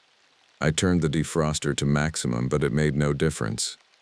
The cold seemed to emanate from somewhere inside the cab itself, and then I felt it. A light touch on the back of my neck. Cold, wet fingers gently caressing my skin. I jerked away, swerving the truck as I whipped around to look behind me. The sleeper compartment was empty, the narrow bunk neat and undisturbed, but the touch had been real. I could still feel the clammy imprint of fingers on my skin, the cold spot where they had made contact. "Stay away from me," I shouted into the empty cab, my voice cracking with fear. The laughter from the radio grew louder, more distinct. No longer an undertone to the buzzing, but the main feature, a dry, rasping chuckle that raised the hairs on my arms. I pressed the accelerator to the floor, the speedometer climbing as the truck hurtled down the road.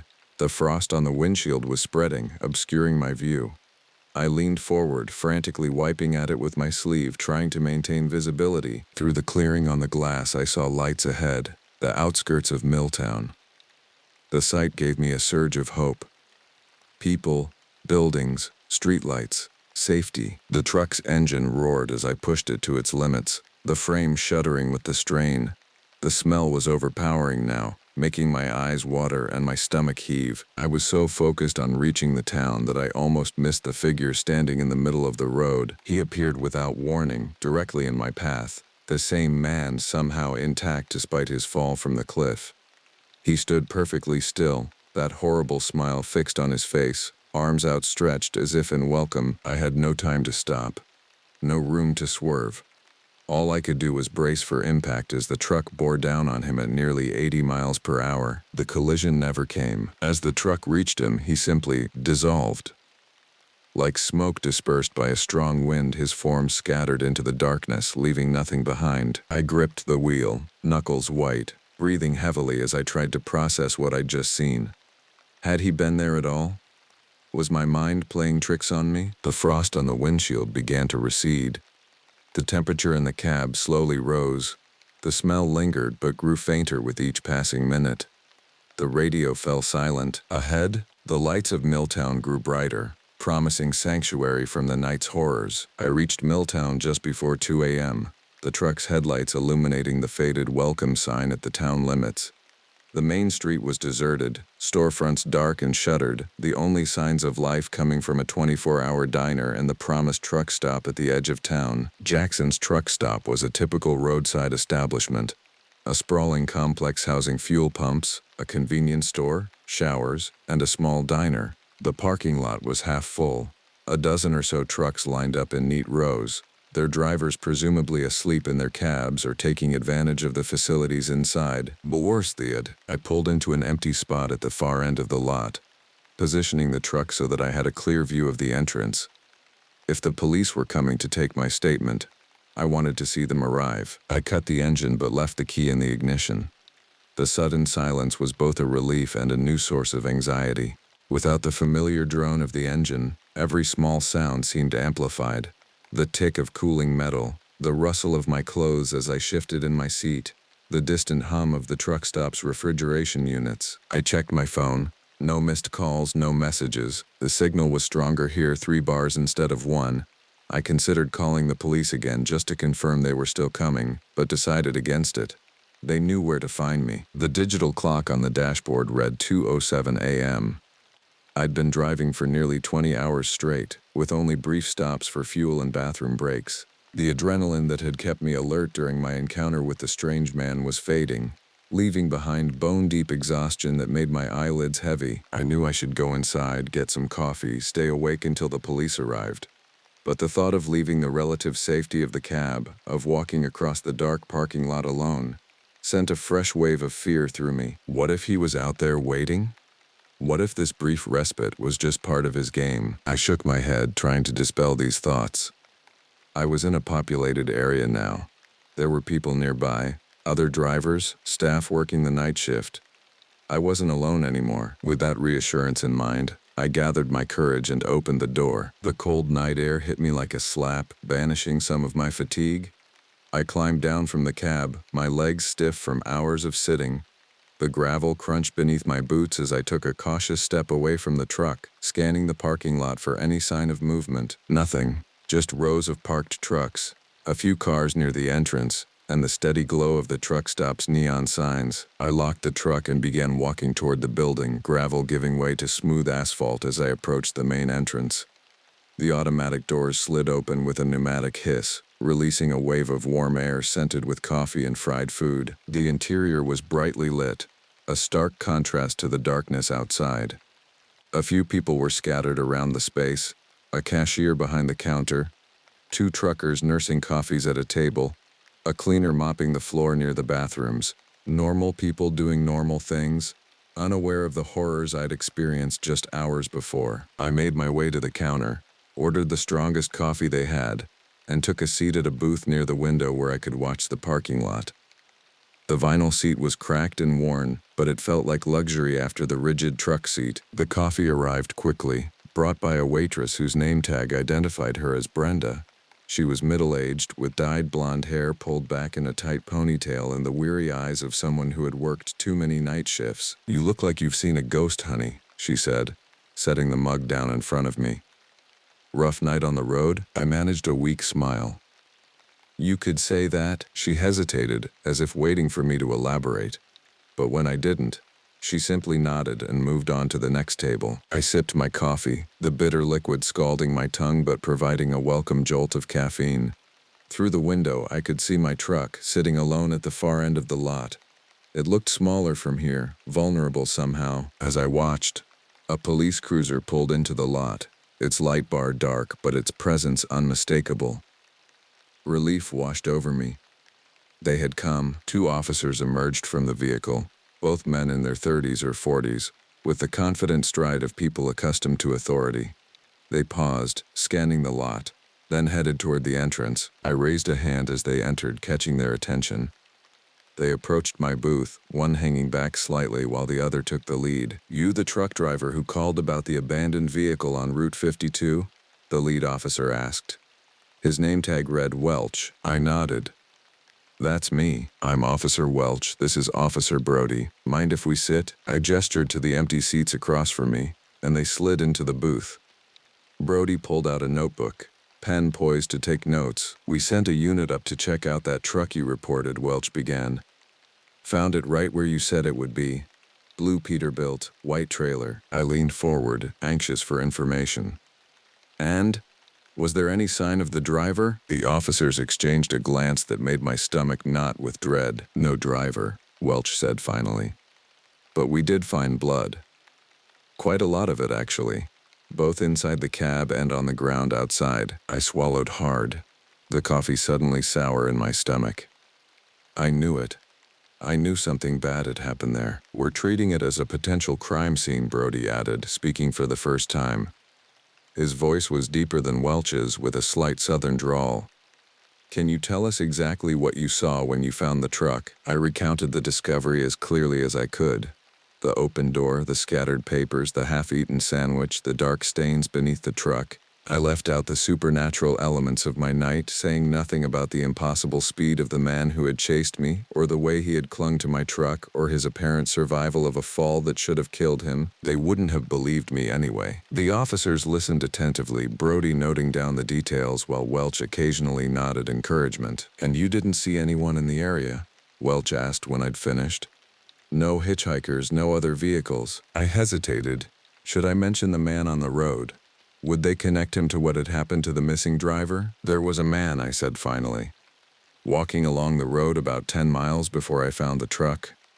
He seemed disoriented, maybe injured. "Can you describe him?" Brody asked, pen hovering over his notebook. How could I describe what I'd seen without sounding insane? The pallor of his skin, the unnatural smile, the way he moved. None of it would make sense to these officers. Medium height, thin build, I said, settling for a sanitized version. Light-colored clothes, but they were dirty, stained. I couldn't see his face clearly in the dark. "Did you stop to help him?" Welch asked. I pulled over, called out to him, but he didn't seem to hear me. I got a bad feeling, so I drove on.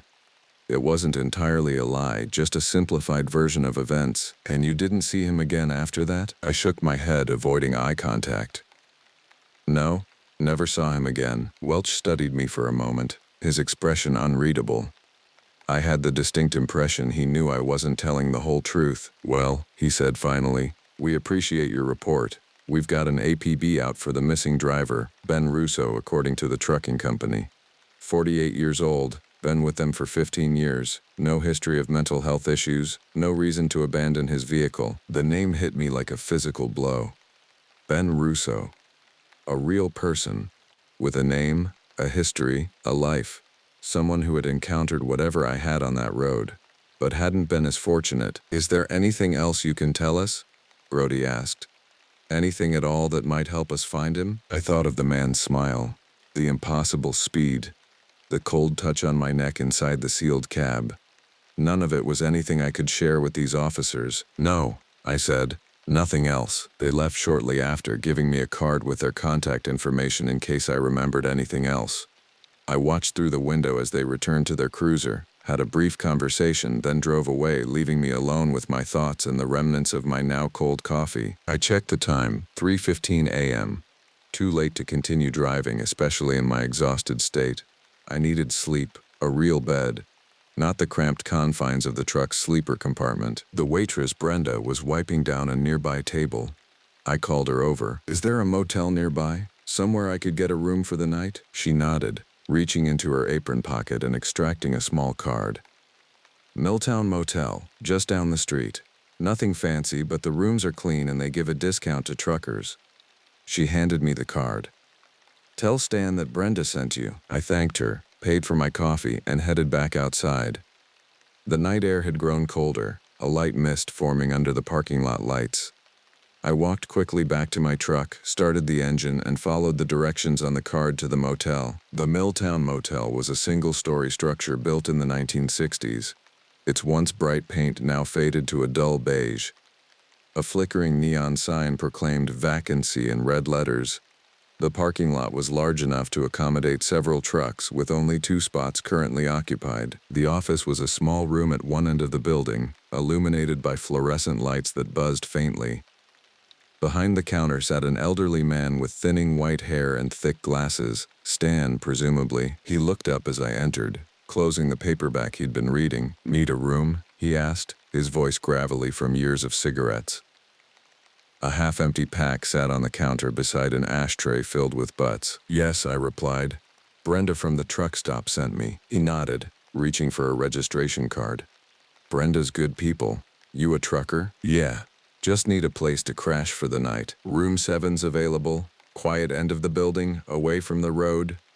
He pushed the registration card toward me. $25 with the trucker discount, cash or card?" I filled out the form, paid in cash, and took the key he offered, an actual metal key attached to a plastic tag with the number 7 stamped on it. "Continental breakfast starts at 6, Stan said as I turned to leave. "Nothing fancy, just coffee and donuts. Checkout's at 11. I thanked him and headed back outside, driving the short distance to the far end of the building where room 7 was located. The spot was indeed quiet, with no neighboring vehicles and a view of a small wooded area behind the motel. The room was basic but clean. A queen-sized bed with a patterned comforter, a small desk and chair, a TV bolted to the wall, and a bathroom with a shower stall but no tub. It smelled faintly of disinfectant and the lingering ghost of cigarette smoke from years past, despite the prominent no smoking sign on the door. I set my overnight bag on the bed and took a moment to check the room, looking under the bed, in the closet, behind the shower curtain. A ridiculous precaution, perhaps, but after what I'd experienced, I needed the reassurance. Satisfied that I was alone, I locked the door, sliding the chain into place for good measure. The windows were secured with simple latches that wouldn't keep out a determined intruder, but at least they would make noise if disturbed. I inspected the truck from the window, making sure everything looked normal. The massive vehicle sat silently in the parking lot, its dark silhouette reassuring in its familiarity. Exhaustion hit me all at once, my limbs suddenly heavy, my eyes burning with the need for sleep. I stripped down to my t-shirt and boxers, placed my phone on the nightstand within easy reach, and collapsed onto the bed. Despite my fatigue, sleep didn't come immediately. My mind kept replaying the events of the night, the man on the road, the chase, the abandoned truck, the impossible presence inside my cab. None of it made sense, yet I couldn't dismiss it as imagination or hallucination.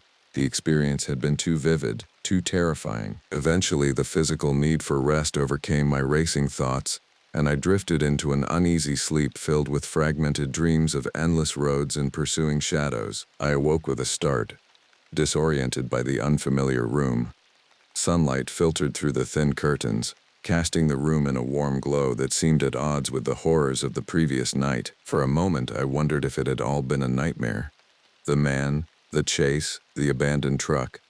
But the soreness in my muscles from gripping the wheel so tightly, the lingering taste of fear in my mouth, told me otherwise. I checked my phone.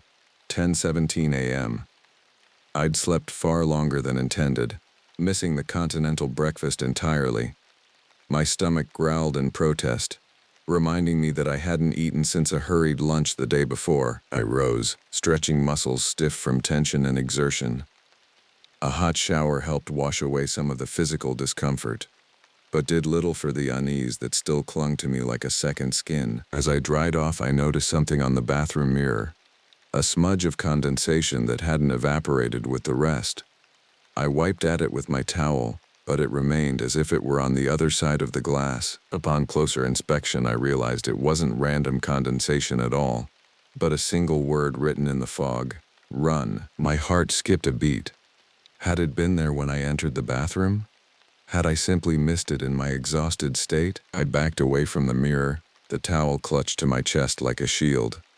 The word faded slowly as the bathroom continued to clear of steam, until it was gone entirely, leaving me to wonder if I had imagined it. I dressed quickly, packed my few belongings, and checked out of the motel, declining Stan's offer of a late checkout. "Everything all right with the room?" he asked, peering at me over his glasses. "Fine," I lied. "Just need to get back on the road." He nodded, taking the key I offered. "Drive safe." Outside, the day was unexpectedly beautiful. Clear blue sky, bright sunshine, a light breeze that carried the scent of pine from the nearby woods. It seemed impossible that anything malevolent could exist in such a perfect day. I walked to my truck, performing a quick inspection out of habit. Everything appeared normal. No flat tires, no obvious damage. The load secure under the tarp. As I reached for the door handle, I noticed something stuck to the side of the truck. Something small and white, fluttering in the breeze. I plucked it off, holding it up to the light. It was a piece of paper smeared with dirt and what looked horribly like dried blood, with a single word scrawled on it in jagged letters: "Run." I stared at the note for a long moment, my mind refusing to accept what my eyes were seeing. The same word that had appeared on the bathroom mirror was now here, written in what could only be blood on a scrap of paper attached to my truck. This wasn't my imagination. This wasn't stress or fatigue playing tricks on me. This was real. I crumpled the paper, shoving it into my pocket. My first instinct was to return to the police, to show them this evidence that something was wrong, something was following me. But what would they make of it? A bloody note could be the work of a human stalker, not proof of the supernatural horror I'd experienced. I scanned the parking lot, suddenly aware of how exposed I was. The motel was quiet, with no other guests visible. Stan was presumably still in the office, out of sight. I was alone, or was I? I could feel eyes on me, watching from somewhere I couldn't see. The beautiful day suddenly seemed like a thin veneer, a pleasant mask hiding something sinister beneath. I climbed into the cab, locked the doors, and started the engine. The familiar rumble provided a small measure of comfort, though not as much as it once had. My sanctuary had been violated, my confidence shaken. As I prepared to pull out of the parking lot, I noticed something else that made my blood run cold. A faint set of footprints in the dust, leading away from the truck and disappearing into the wooded area behind the motel. They were fresh, too fresh, the impressions clear and undisturbed. They weren't there when I parked last night. I was certain of it. I paused, heart hammering in my chest. Part of me wanted to investigate, to follow those tracks and confront whatever had left them. But the rational part of my mind, the part that had kept me alive this long, screamed at me to leave, to drive away as fast as possible. I listened to that voice. I threw the truck into gear and pulled out of the parking lot, tires squealing as I accelerated onto the main road. In my mirrors, I could see the motel receding, growing smaller with distance until it disappeared around a bend. I should have felt relief, but instead, a new dread began to build. Where was I going? What was my plan? The delivery, my original purpose for being on these roads, seemed trivial now, overshadowed by the fear that had become my constant companion. The delivery point was still several hours away, in a small industrial town near the Ohio border. I could continue as planned, pretend that nothing had happened, that I hadn't seen what I'd seen. Or I could abandon the job, turn around, head back to familiar territory. But would that make a difference? Whatever had attached itself to me, literally and figuratively, hadn't chosen me because of my destination. It had found me on a random stretch of road, for reasons I couldn't understand. Running might be pointless, but staying still felt dangerous. So I drove, the highway unrolling before me like a ribbon of freedom and trap in equal measure. The day progressed, the sun climbing higher in the sky, bathing the landscape in golden light. I passed through small towns and stretches of wilderness, always alert, always watching for signs of pursuit. The radio remained silent, the temperature in the cab steady, the air free of that rotting smell that had heralded his presence before. By early afternoon, I had convinced myself that perhaps it was over. Perhaps whatever force had targeted me had lost interest, moved on to some other unfortunate traveler. The note might have been left during the night, before I'd escaped the overlook, before I'd thrown him from the truck. Maybe I'd left him broken at the bottom of that cliff, unable to continue his pursuit. I stopped for fuel at a busy truck stop, mingling with other drivers, normal people going about their normal lives. The routine tasks, pumping diesel, cleaning the windshield, checking tire pressure, felt reassuringly mundane. Inside, I bought a sandwich and coffee, sat at a table surrounded by other truckers, and almost believed I was safe.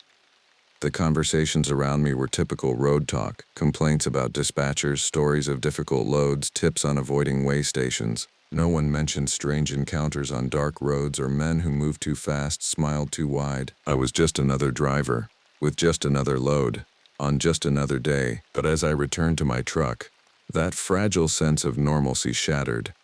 There, tucked under the wiper blade, was another piece of paper. This one was clean, white, seemingly ordinary, until I unfolded it. Inside was a crude drawing of a truck. My truck, identifiable by the specific pattern of lights I'd added to the cab. And beside it, a stick figure with an exaggerated smile. Below the drawing, the same word as before, run. My hands trembled as I crumpled the paper, looking around wildly for whoever might have left it. The parking lot was busy, drivers coming and going, no one paying particular attention to me or my truck. He could be anyone. He could be anywhere. I climbed into the cab, locked the doors, and sat there trying to calm my racing heart. This had to stop. I couldn't keep driving, looking over my shoulder, waiting for the next sign of his presence. I needed to end this one way or another. But how do you fight something that isn't bound by the laws of nature? Something that can chase a truck at 60 miles per hour, survive a fall that would kill any human, appear and disappear at will. I had no weapons, no special knowledge, no allies in this fight. All I had was my truck, my wits, and a growing desperation. As I sat there, contemplating my limited options, my phone rang. The screen showed a number I didn't recognize, with a local area code. I hesitated, then answered, "Hello." At first there was only silence, then a sound I'd come to dread, that dry, rasping chuckle that had come through the radio the night before. "Found you," whispered a voice, so close it seemed to be speaking directly into my ear rather than through the phone. I ended the call immediately, my hand shaking so badly I nearly dropped the phone. It rang again almost instantly, the same number. I declined the call, then turned the phone off entirely. He had my number. Somehow he had my phone number. The implications were terrifying. This wasn't some random encounter, some supernatural entity that had latched onto me by chance. This was targeted, deliberate. He knew who I was, how to find me, how to contact me. I started the engine, pulling out of the parking spot with more haste than caution. I needed to keep moving, to reach my delivery point, to complete this job and get back to familiar territory. Maybe then, when I was far from these mountains and these forests, his influence would wane. It was a desperate hope, but hope was in short supply. The afternoon wore on, the shadows lengthening as the sun began its descent toward the horizon. I drove mechanically, one eye always on the mirrors, one ear always alert for any unusual sound from the radio or the load behind me. The delivery point was less than an hour away now, a massive industrial complex on the outskirts of a town whose name I couldn't remember. The GPS guided me through increasingly urban areas, the wilderness giving way to suburbs, then to commercial districts. The transition should have been comforting. More people, more lights, more normalcy. But instead it felt like I was being herded, guided toward some predetermined endpoint. The industrial complex loomed ahead, a sprawling collection of warehouses and processing plants surrounded by a high chain-link fence. Security lights illuminated the perimeter, though the sun was still up, casting long shadows across the asphalt. I pulled up to the gate, showing my paperwork to the guard in the booth. He checked it against a clipboard, nodded, and handed me a visitor's badge along with directions to the receiving dock. "You're later than expected," he commented, glancing at his watch. They were about to close up for the day. "Had some trouble on the road," I replied, not meeting his eyes. He shrugged, unconcerned with my problems. "Dock 7. Follow the blue line." He pointed to a colored stripe painted on the pavement. I drove through the gate following the blue line as instructed. The complex was vast, with multiple buildings connected by roads and walkways. Workers in uniforms and hard hats moved about, their presence a reassurance after hours of solitude on the road. Dock 7 was at the far end of the largest building, a concrete platform with a hydraulic lift and a rolling door large enough to accommodate a truck and trailer. A forklift waited nearby, its operator leaning against a wall, scrolling through his phone. He looked up as I approached, tucking the phone away and waving me toward the dock. I backed the trailer into position, the beeping of the reverse alarm punctuating the late afternoon quiet. When the trailer was aligned with the dock, I set the brake, cut the engine, and stepped out. The sudden silence was disorienting after hours of engine noise. "You the pipe delivery?" the forklift operator asked, approaching with a clipboard. His name tag read Miller. I nodded, handing over my manifest. "Sorry I'm late." Miller glanced at the paperwork, then at his watch. "You're lucky, I was about to clock out." He sighed, resigned to staying late. "Let's get this unloaded." He opened the trailer doors, whistling at the size of the pipes. "These are bigger than I expected. Gonna need help." He spoke into a radio, calling for assistance. Within minutes, 2 more workers appeared and the unloading began. I stood to the side, watching as they carefully extracted the massive pipes from the trailer, moving them into the warehouse with practiced efficiency. As they worked, I scanned the area, vigilant for any sign of my pursuer. The complex seemed secure, with cameras mounted at strategic points and the occasional security guard making rounds. Surely here, surrounded by people and infrastructure, I was safe. Yet I couldn't shake the feeling of being watched, of malevolent eyes tracking my every movement. The unloading took nearly an hour, the sky darkening to deep blue as the sun set. Floodlights activated automatically, bathing the loading dock in harsh white light that created sharp-edged shadows. When the last pipe had been moved inside, Miller signed off on my manifest, handed me a receipt, and began closing up the dock. "You staying in town tonight?" he asked as he lowered the rolling door, the metal clanging loudly in the twilight. "I'm not sure," I answered honestly. I hadn't thought beyond completing the delivery. Miller shrugged. "There's a decent truck stop about 5 miles east of here. Clean showers, good food." He locked the door, checking it twice. "Be careful on those mountain roads on your way back. We've had some strange reports lately." I frowned, suddenly alert. "What kind of reports?" "Accidents, disappearances." Miller looked uncomfortable. "One of our drivers went missing last week. His truck was found abandoned on Route 52, but no sign of him." My mouth went dry. Route 52? Was his name Ben Russo? Miller's eyes widened.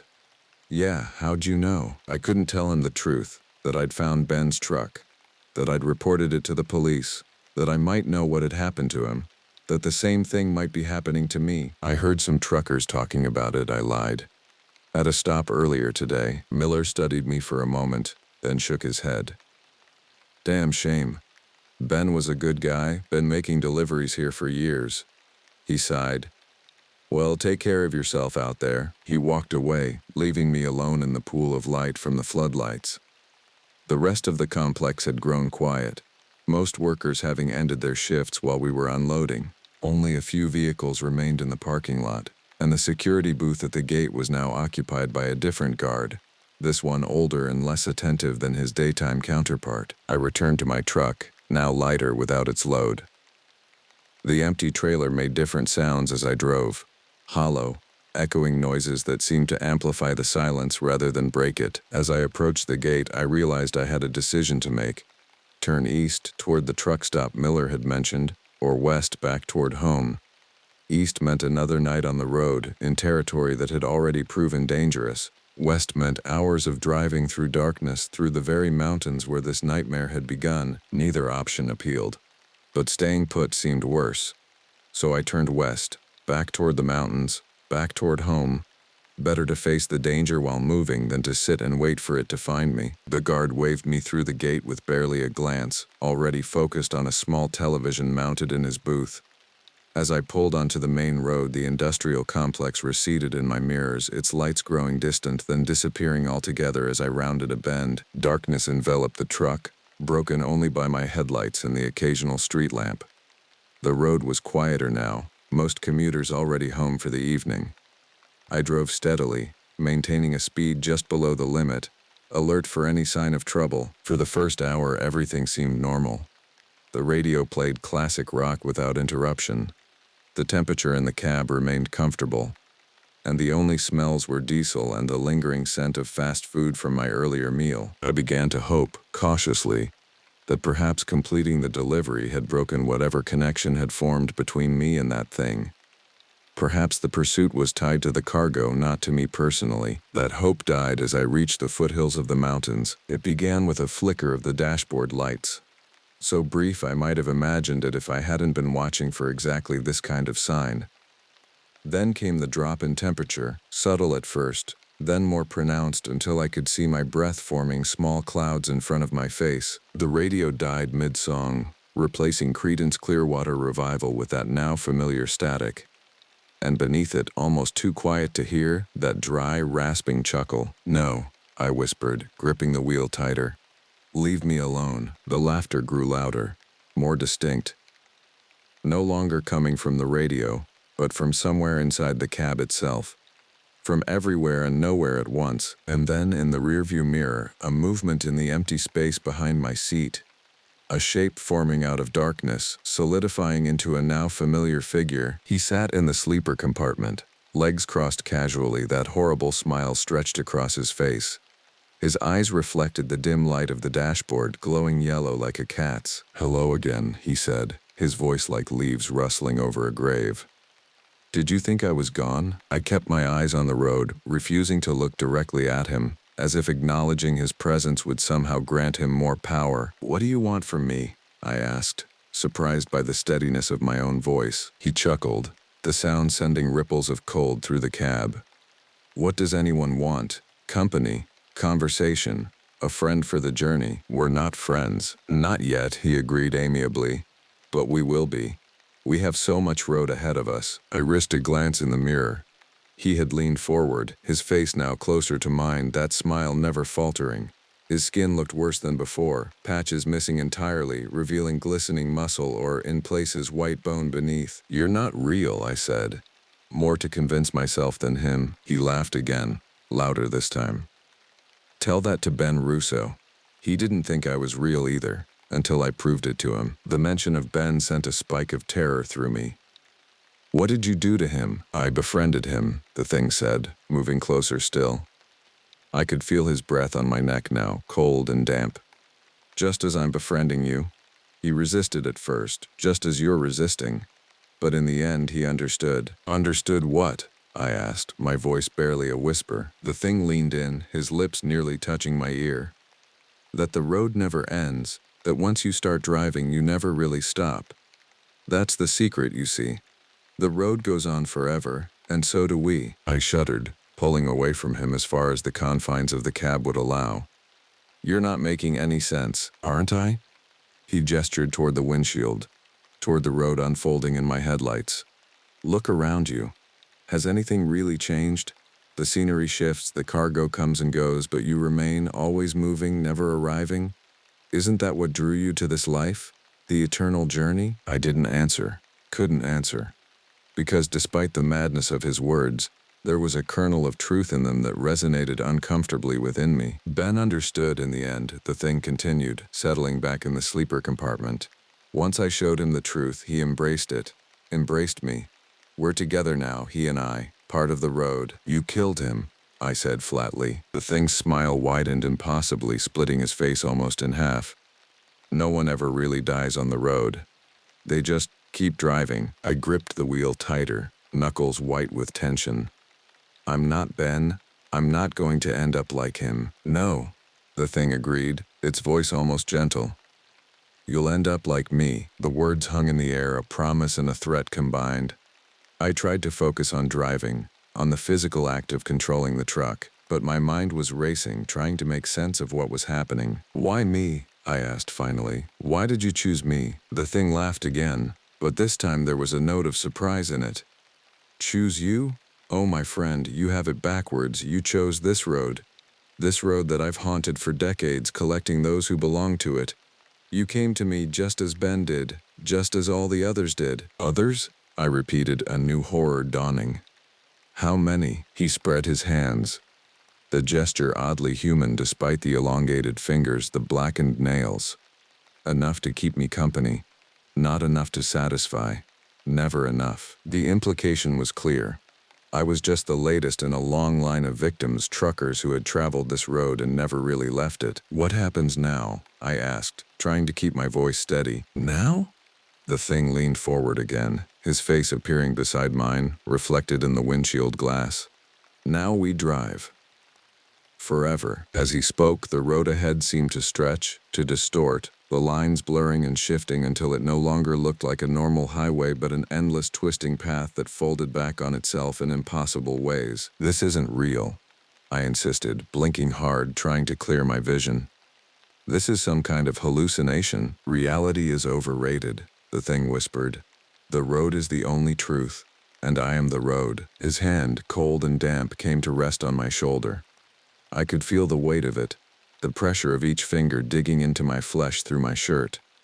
This was no hallucination, no trick of an exhausted mind. He was real as the truck around me, as real as the endless road ahead. Join us, he urged, his voice now a chorus, as if others were speaking with him. Perhaps Ben, perhaps all the drivers who had come before. Become part of the road, drive forever. For a moment I was tempted. The offer held a strange appeal. No more deliveries, no more schedules, no more returning to an empty apartment between jobs. Just the road, endless and eternal. But beneath the temptation lay the horror, the understanding that this was not freedom but the ultimate trap. An endless journey with no destination, no purpose, no escape. No, I said firmly, the word cutting through the hypnotic pull of his offer. I'm going home. The thing's smile faltered for the first time, uncertainty flickering across his decaying features. Home? There is no home. Only the road. You're wrong, I insisted, a plan forming in my mind. If he was the road, if this stretch of highway was his domain, then perhaps there was a way out. Not by continuing along it, but by leaving it entirely. I had been so focused on reaching my destination, on completing my route, that I hadn't considered the alternative. Abandoning the journey altogether. Without warning, I yanked the wheel hard to the right, sending the truck careening off the highway onto a narrow service road I'd spotted at the last second. The tires squealed in protest, the trailer fishtailing dangerously behind me. The thing shrieked, a sound of pure rage and surprise that bore no resemblance to human vocalization. His hand dug deeper into my shoulder, claws tearing through fabric and skin. "What are you doing?" he hissed, his face contorting with fury. "Get back on the road." I ignored him, focusing on controlling the truck as it bounced and shuddered along the unpaved service road. This wasn't part of his domain, I realized. This wasn't the eternally looping highway he had claimed as his own. The truck lurched violently as it hit a pothole, the impact jarring enough to break the thing's grip on my shoulder. I heard him fall backward, a thud followed by a hiss of pain and anger. The service road was barely wide enough for the truck, branches from overhanging trees scraping against the roof and sides of the cab. I had no idea where it led, but anywhere was better than the nightmare highway behind us. "You can't escape," the thing snarled, his voice now coming from further away, from the back of the cab. "The road always leads back to me." "We'll see about that," I muttered, pushing the truck faster despite the dangerous conditions. The road curved sharply, then began to climb, switchbacking up the side of a hill I hadn't even known was there. The engine strained with the effort, the transmission grinding as I shifted to a lower gear. Behind me, the thing was moving, thrashing about in the confined space of the sleeper compartment. I risked a glance in the rearview mirror and saw him clawing at the walls, at the ceiling, his movements frantic and uncoordinated. He was weakening. Distance from his road was diminishing his power. Encouraged, I pressed on, forcing the truck up the increasingly steep incline. The service road had narrowed further, becoming little more than a glorified trail. Branches whipped at the windshield, leaves and twigs collecting on the wipers. "Stop," the thing screamed, his voice cracking, breaking into multiple tones that overlapped discordantly. "Go back, go back." I ignored him, focusing on the path ahead. The hill was leveling out, the forest thinning, and there, up ahead, I could see lights, not the cold, artificial glare of highway lamps, but the warm golden glow of windows, houses, a town, civilization that had nothing to do with the eternal road, with the thing that claimed it as his domain. "No," the thing moaned, the sound pitiful now, weakened. "Not there. They don't belong to the road. They don't belong to me." I smiled grimly, pushing the truck toward those welcoming lights. "Neither do I." As the truck crested the hill, breaking free of the forest into a clearing that overlooked a small valley town, I felt the presence behind me fade. Not disappearing entirely, but diminishing, retreating. I glanced in the mirror one last time. The thing was pressed against the far corner of the cab, his form losing definition, edges blurring into shadow. But his eyes still burned, and that smile, that horrible too-wide smile, remained fixed on his dissolving face. "You'll be back," he whispered, his voice now distant, as if coming from miles away rather than feet. "The road calls to you. It always will." And then he was gone, leaving behind only a lingering cold and the faint smell of decay that dissipated quickly in the fresh night air. I sat there for a long moment, hands still gripping the wheel, heart racing with the adrenaline of escape. Had I truly gotten away? Or was this just a temporary reprieve? The town below beckoned with its lights, its promise of normalcy and human connection. I could go there, find a place to stay, perhaps even sell the truck and find a new line of work, one that didn't involve endless roads and the things that haunted them. But as I contemplated this future, a small doubt nagged at me. The thing's final words echoed in my mind. "The road calls to you. It always will." Was he right? Was I drawn to the road in some fundamental way that I couldn't escape? Had I chosen this life, or had it chosen me? I didn't have answers to these questions. All I knew was that for now I was free. I had escaped the endless highway and the horror that ruled it. I put the truck in gear and began the careful descent into the valley, toward the lights and the people and whatever future awaited me there. But as I drove, I couldn't help glancing in the rearview mirror, watching for a familiar figure with an impossible smile, listening for that dry, rasping chuckle that had become the soundtrack to my nightmares. Because deep down, I knew the truth. The road never really ends. It just changes direction, and somewhere out there he was waiting, ready to welcome me back when I inevitably returned. Some things change you just by being witnessed.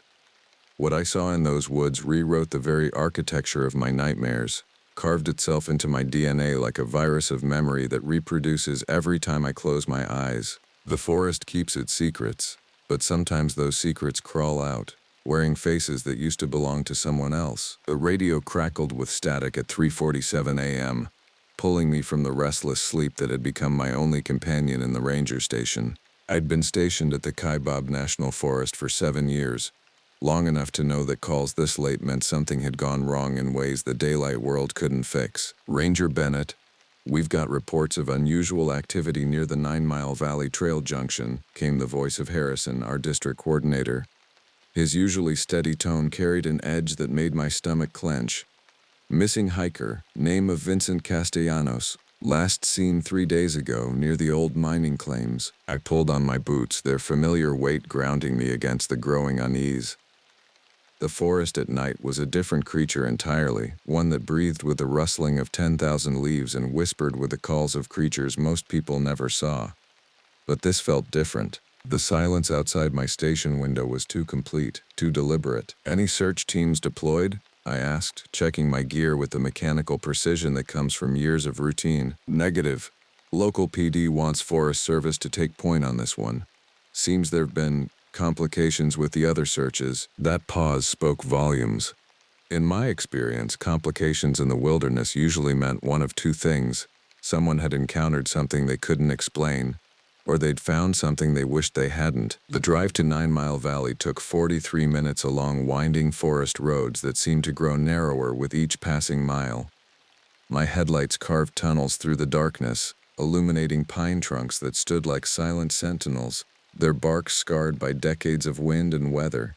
The radio played softly, a connection to the world of electric lights and concrete certainties I'd left behind. As I approached the trail junction, something made me cut the engine and coast to a stop. The sudden absence of mechanical noise revealed a forest that had forgotten how to make sound. No owl calls, no rustle of small animals in the underbrush, no whisper of wind through branches. Even the ever-present hum of insects had ceased. I stepped out of the truck, and the silence pressed against me like a physical weight. My flashlight beam swept across the trailhead, revealing the usual collection of weathered signs and information boards. But something was wrong with the scene, some detail that made my ranger instincts scream warnings I couldn't quite articulate. Then I saw them. The tracks. Vincent's boot prints were clear enough in the soft earth beside the trail, size 11 hiking boots with a distinctive lug pattern I'd learned to recognize from countless search and rescue operations. But beside them, pressed deep into the same mud, were prints I'd never seen before. They were human in basic shape but wrong in every proportion. The toes were too long, stretched and splayed like fingers reaching for purchase. The arch was nearly non-existent, creating a flat, paddle-like impression. Most disturbing were the marks around each print, small puncture wounds in the earth as if something sharp had been dragging behind each step. I knelt beside the clearest impression, my flashlight beam creating harsh shadows that made the print look even more unnatural. The depth suggested something much heavier than a human should be, and the stride length indicated legs that were either impossibly long or moving in a gait no person could maintain. Following the trail was like reading a story written in mud and disturbed vegetation. Vincent's prints showed the steady, purposeful pace of an experienced hiker. He'd stayed on the main trail for nearly 2 miles before his tracks veered sharply toward the dense forest that bordered Monument Valley's northern approach. That's where the other prints joined his. The strange tracks appeared suddenly, as if their owner had simply materialized from the trees. There was no gradual approach, no indication of where they'd come from. One moment Vincent was walking alone. The next something was pacing alongside him, matching his stride with uncanny precision. I followed the parallel tracks for another 100 yards before they converged. Vincent's prints showed signs of distress, the heel strikes deeper, the spacing irregular as he broke into a run. The other tracks remained eerily consistent, maintaining that same impossible gait even at higher speeds. The trail ended at a clearing I'd never seen before, though I'd mapped every square mile of this section years ago. Ancient pine trees formed a perfect circle around a space of bare earth, their trunks marked with symbols that looked fresh despite being carved deep into living wood. The markings weren't graffiti or trailblazes, nothing I recognized from any human culture. They spiraled and interwove in patterns that hurt to look at directly, as if my eyes couldn't quite process their geometry. In the center of the clearing stood a single tree, dead for decades but still upright, its bark stripped away to reveal pale wood that seemed to glow in my flashlight beam. Something was hanging from its lowest branch. Vincent's backpack swayed gently in a breeze I couldn't feel. I approached slowly, every instinct screaming at me to call for backup, to retreat to the safety of artificial light and radio contact. But the pack might contain clues, some indication of what had happened to its owner. As I drew closer, I could see that the straps had been cut, not torn or worn through. The cuts were clean, precise, made with something incredibly sharp. Inside the pack, I found Vincent's wallet, his permit paperwork, and 3 days' worth of food barely touched. His water bottles were still full. Most troubling was his journal, left open to the final entry, Day 3.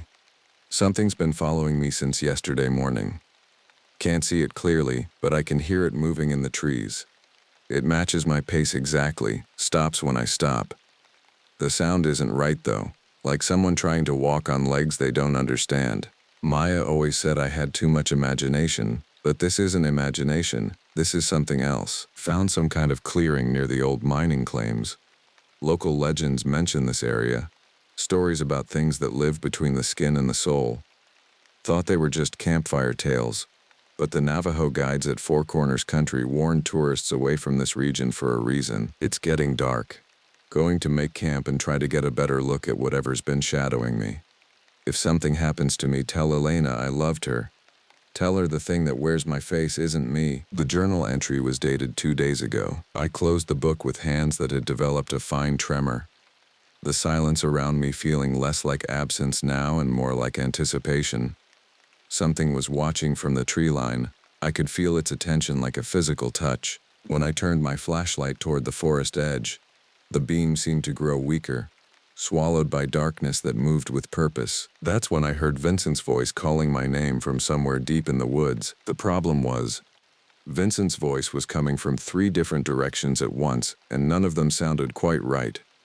The words were correct, the inflection almost perfect, but there was something underneath, like an echo of human speech. It was as if something had learned to mimic his voice by listening to recordings played through broken speakers. Bennett, over here, I'm hurt. Bennett, please, I need help. Bennett, why won't you answer me? Each call came from a different part of the forest, and each one was slightly different from the others, as if whatever was making them hadn't quite mastered the art of consistency. I backed toward my truck, one hand on my radio, fighting the urge to respond. Every instinct told me that acknowledging those calls would be a mistake I wouldn't survive to regret. The voices grew more insistent, more desperate, and I realized they were moving, circling the clearing in a pattern that would eventually cut off my escape route.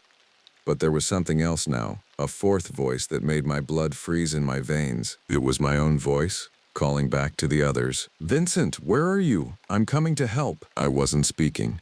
I was standing perfectly still, barely breathing, but my voice was out there in the darkness, having conversations with itself. The thing that wore Vincent's voice was talking to the thing that wore mine, and they were discussing the best way to lure me deeper into the forest. I ran. The truck's engine roared to life with a sound that seemed impossibly loud after the oppressive silence. As I reversed out of the clearing, my headlights swept across the tree line, and I saw shapes moving between the trunks. They were human in outline but wrong in movement, flowing like liquid shadow from tree to tree with joints that bent in directions that defied anatomy. The radio burst to life as I reached the main road, Harrison's voice cutting through static that sounded almost like whispered conversations. Bennett, report. What's your status? I stared at the radio for a long moment, trying to find words for what I'd experienced. In the distance, I could still hear voices calling my name, though they were growing fainter as I put miles between myself and that clearing. No sign of the missing hiker, I finally said. But we need to close the 9-mile Valley Trail, immediately. On what grounds? I looked in my rearview mirror and saw lights moving through the forest, keeping pace with my vehicle despite the speed I was maintaining. They weren't flashlights or headlamps too fluid and organic for artificial illumination. They pulsed like bioluminescence, like the glow of deep-sea creatures that had never learned to fear the light. Hazardous conditions, I said, pressing harder on the accelerator. Potential landslide activity. It was a lie, but it was a lie that would keep people out of those woods until I could figure out what I'd encountered. The lights in my mirror flickered once and disappeared, but I had the unsettling feeling they hadn't given up.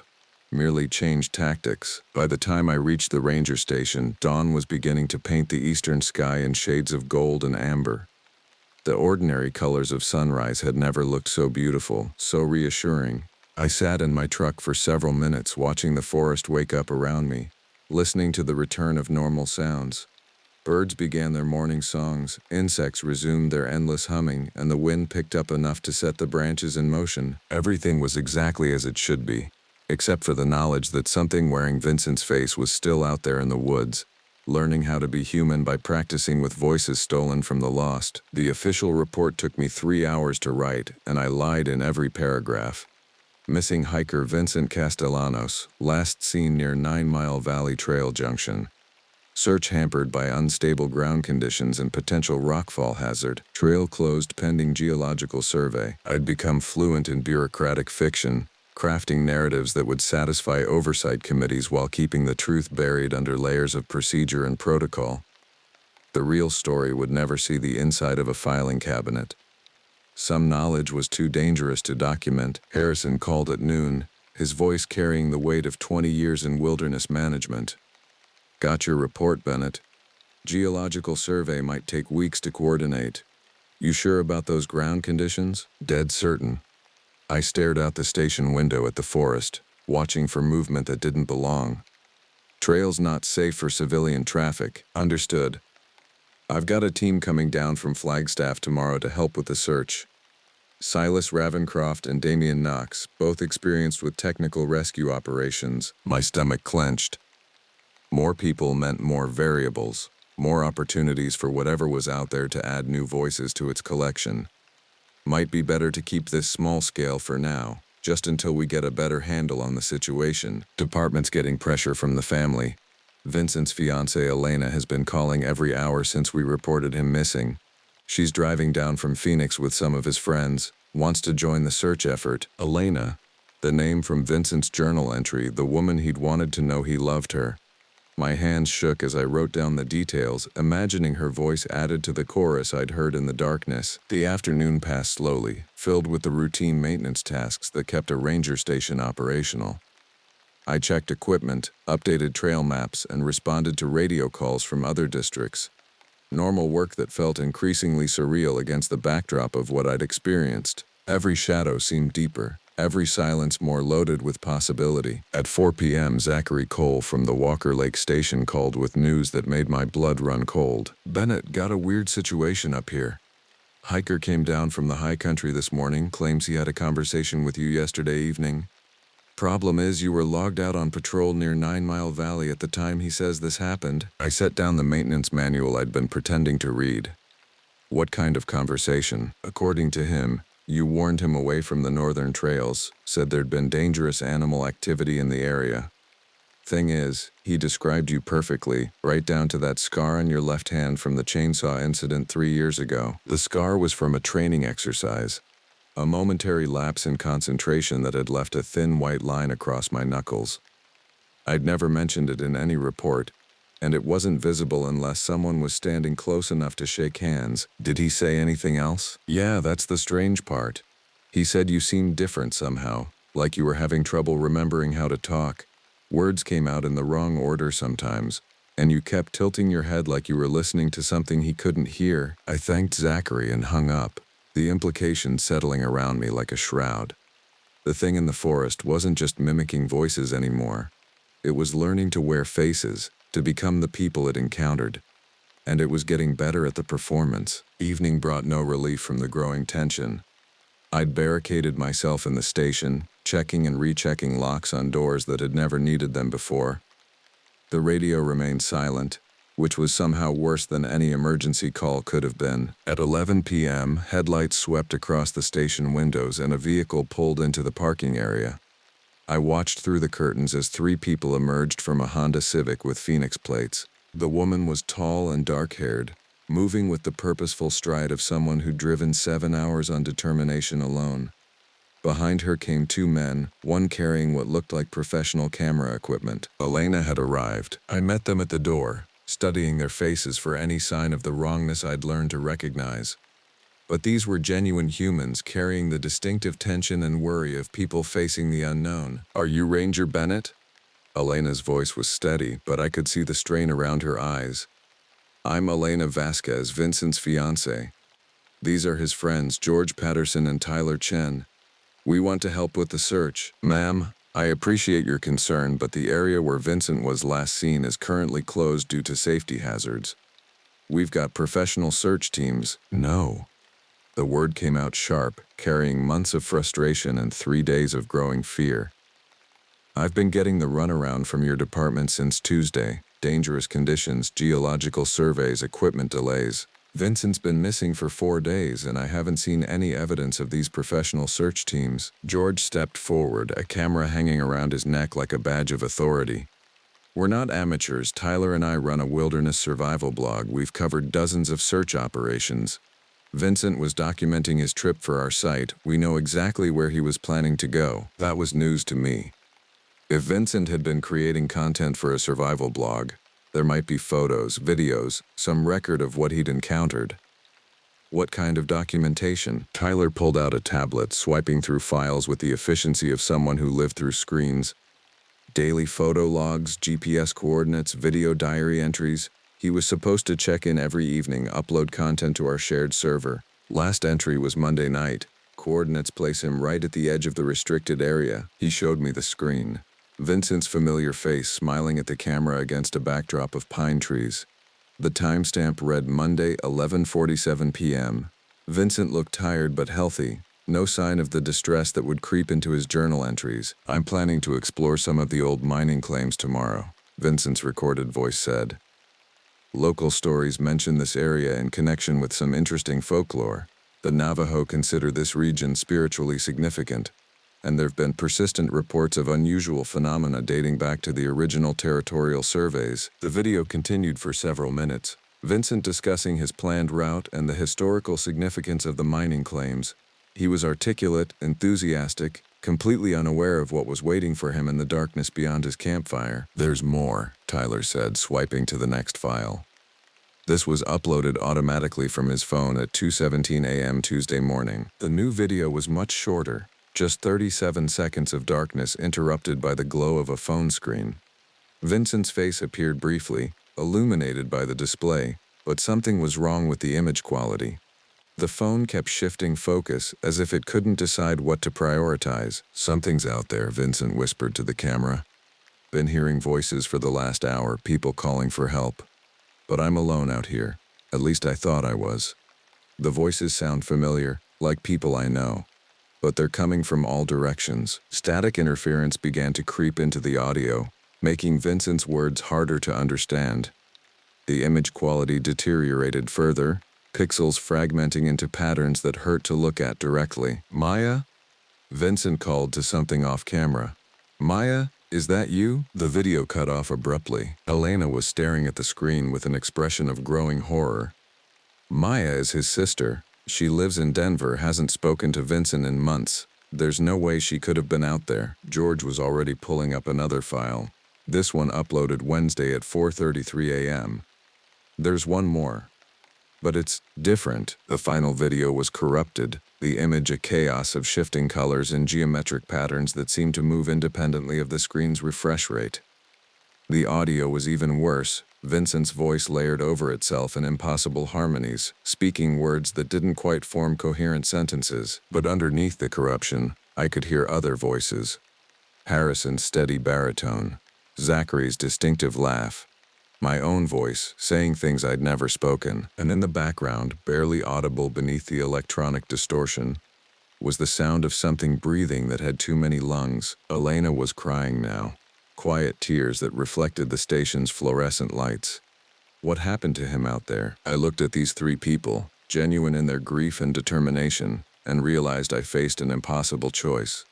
I could tell them the truth and watch their world crumble, or I could maintain the lie and let them walk into the same darkness that had claimed Vincent. "There are things in that forest," I said carefully, "that don't follow the rules we understand. Your fiancé encountered something that shouldn't exist, and now it's wearing his voice like a coat." George laughed, the sound sharp with disbelief.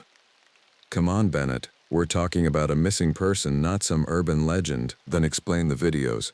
Explain the voices of people who weren't there. The corruption that follows a pattern no electronic interference should create. Tyler was examining the tablet more closely, zooming in on sections of the corrupted footage. Actually, George, look at this. The distortion isn't random, it's responsive. Every time Vincent's voice changes pitch, the visual corruption shifts to match. That's not normal signal degradation. Elena wiped her eyes with the back of her hand, composing herself with visible effort. I don't care what's out there. Vincent is still missing, and I'm going to find him. Ma'am, I can't allow. You can't stop me either. She stood up, every line of her body radiating determination. We'll go around your roadblocks if necessary. Vincent's GPS unit has two-way tracking, and we know exactly where he was when the upload stopped. I realized that no amount of official prohibition would keep them away from the forest. Elena's love for Vincent had crystallized into something harder than fear, and George and Tyler's professional curiosity was already overriding their survival instincts. If you're going out there, I said finally, you're going with me.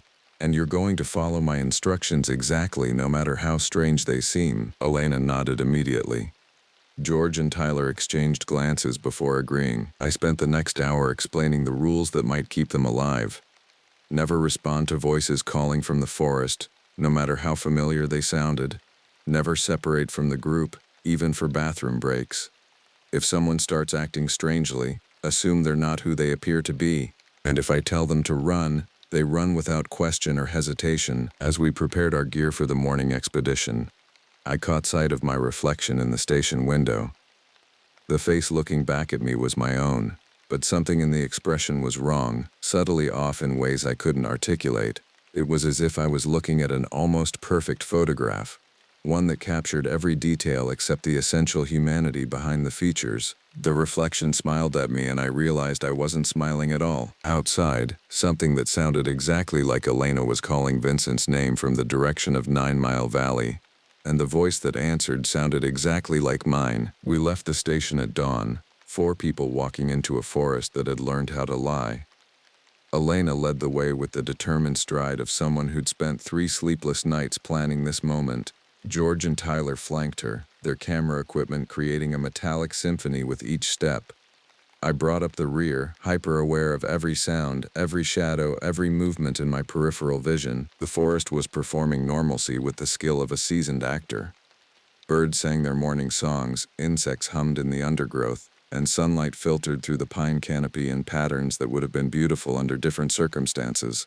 But I'd learned to distrust perfection, and this performance was too flawless, too precisely what a forest should sound like. Vincent's last confirmed GPS coordinates put him about 3 miles north of here, Tyler said, consulting the tablet that had become our technological compass.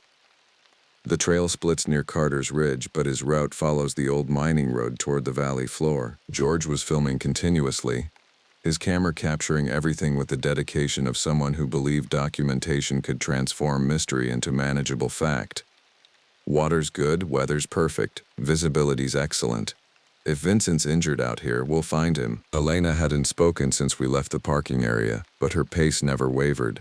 She moved through the forest like someone following an invisible thread, pulled by connection that transcended GPS coordinates and trail maps. The first mile passed without incident, following well-maintained trails through terrain I'd walked hundreds of times. But as we approached the coordinates where Vincent's uploads had stopped, the forest began to change in ways that had nothing to do with elevation or vegetation patterns. The silence started gradually, a subtle reduction in background noise that could have been attributed to normal variations in wildlife activity. But soon it became obvious that we were walking through a zone of absolute quiet, as if sound itself was being absorbed by something invisible. Anyone else notice how quiet it's gotten? Tyler asked, his voice seeming unnaturally loud. Predator in the area, I lied, maintaining the fiction of normal explanations for as long as possible. Large animals sometimes create dead zones where smaller creatures go silent. Elena stopped walking and turned to face me directly. You're lying. Vincent's videos mention the same thing, this unnatural quiet. You know what's really happening out here? I looked at her, this woman who'd driven 7 hours on 3 hours of sleep to walk into a nightmare. and realized that she deserved the truth even if it destroyed her. Your fiancé encountered something that defies explanation, I said carefully. Something that can wear human faces and speak with human voices but isn't human in any sense we understand. It's still out here, learning to be us by practicing with the people it's captured. George lowered his camera for the first time all morning. Jesus, Bennett, you sound like you actually believe that. I do believe it, because I've seen it. Tyler was scanning the tree line with the tablet, checking for any electronic signals that might indicate Vincent's presence. GPS shows we're less than a quarter mile from his last known position. If there's something out here, we should find evidence of it. We found evidence 100 yards later. The clearing appeared exactly as I remembered it. A perfect circle of ancient pines surrounding bare earth marked with symbols that hurt to look at directly. But now there were additions to the scene, modifications that hadn't been there 3 days ago. Vincent's tent was set up in the center of the clearing, perfectly arranged as if he was still camping. His sleeping bag was laid out, his camp stove positioned for cooking, water bottles arranged in neat rows. Everything was precisely where an experienced hiker would place it, except for the absolute absence of any human presence. "Vincent," Elena called, her voice echoing strangely in the enclosed space. "Vincent, are you here?" The echo came back wrong. Her words layered with harmonics that suggested the sound was bouncing off surfaces that shouldn't exist. And underneath the distortion was something else. A whispered response that sounded almost like acknowledgement. George was filming the campsite with professional intensity, documenting every detail. Tents in perfect condition, no sign of struggle, gears all accounted for, even the expensive stuff. Tyler consulted his tablet, frowning at readings that didn't make sense. GPS is showing multiple signals from Vincent's tracker. It's like his device is in 5 different locations simultaneously. Elena approached the tent slowly, her hands shaking as she reached for the zipper. "Vincent, are you in there?" The tent was empty, but Vincent's journal lay open on top of his sleeping bag, turned to an entry that hadn't been there when I'd found his backpack. Day 4. They're getting better at being human. The thing that wore Maya's face knew stories from our childhood, details no outsider could possess. It's not just mimicking appearance and voice anymore. It's absorbing memories, experiences, everything that makes a person who they are. Found something carved into the trees, symbols that seem to shift when I'm not looking directly at them. They're not random marks, they follow patterns, mathematical relationships that my mind keeps trying to solve. But every time I think I understand, the solution slips away like water through fingers. Elena, if you're reading this, you need to understand that whatever's left of me isn't me anymore. It's wearing my face, speaking with my voice, but the thing behind my eyes is something else entirely. Don't trust it, no matter how perfectly it performs the role of Vincent Castellanos. The mutation isn't just physical, it's ontological.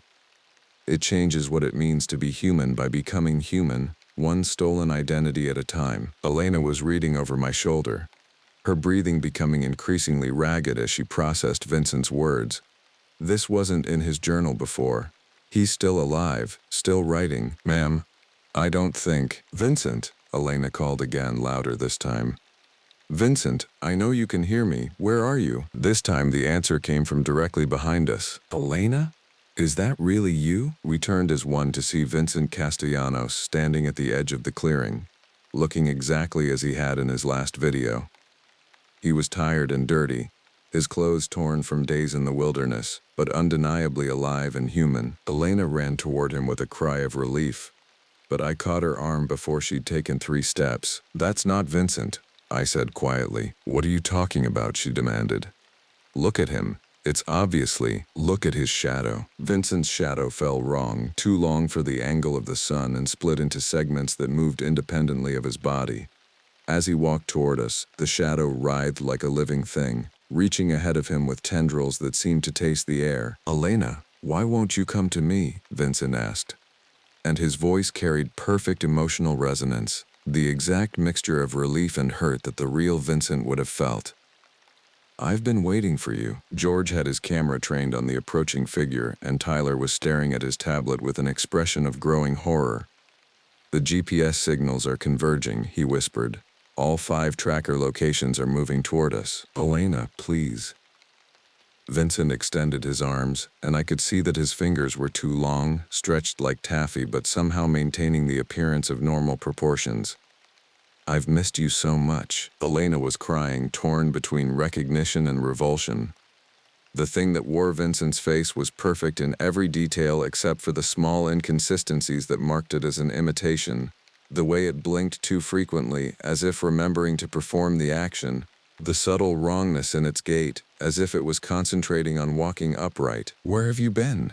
Elena asked, not moving closer but not backing away either. "Learning," Vincent replied, and for just a moment its voice carried harmonics that belonged to other people entirely.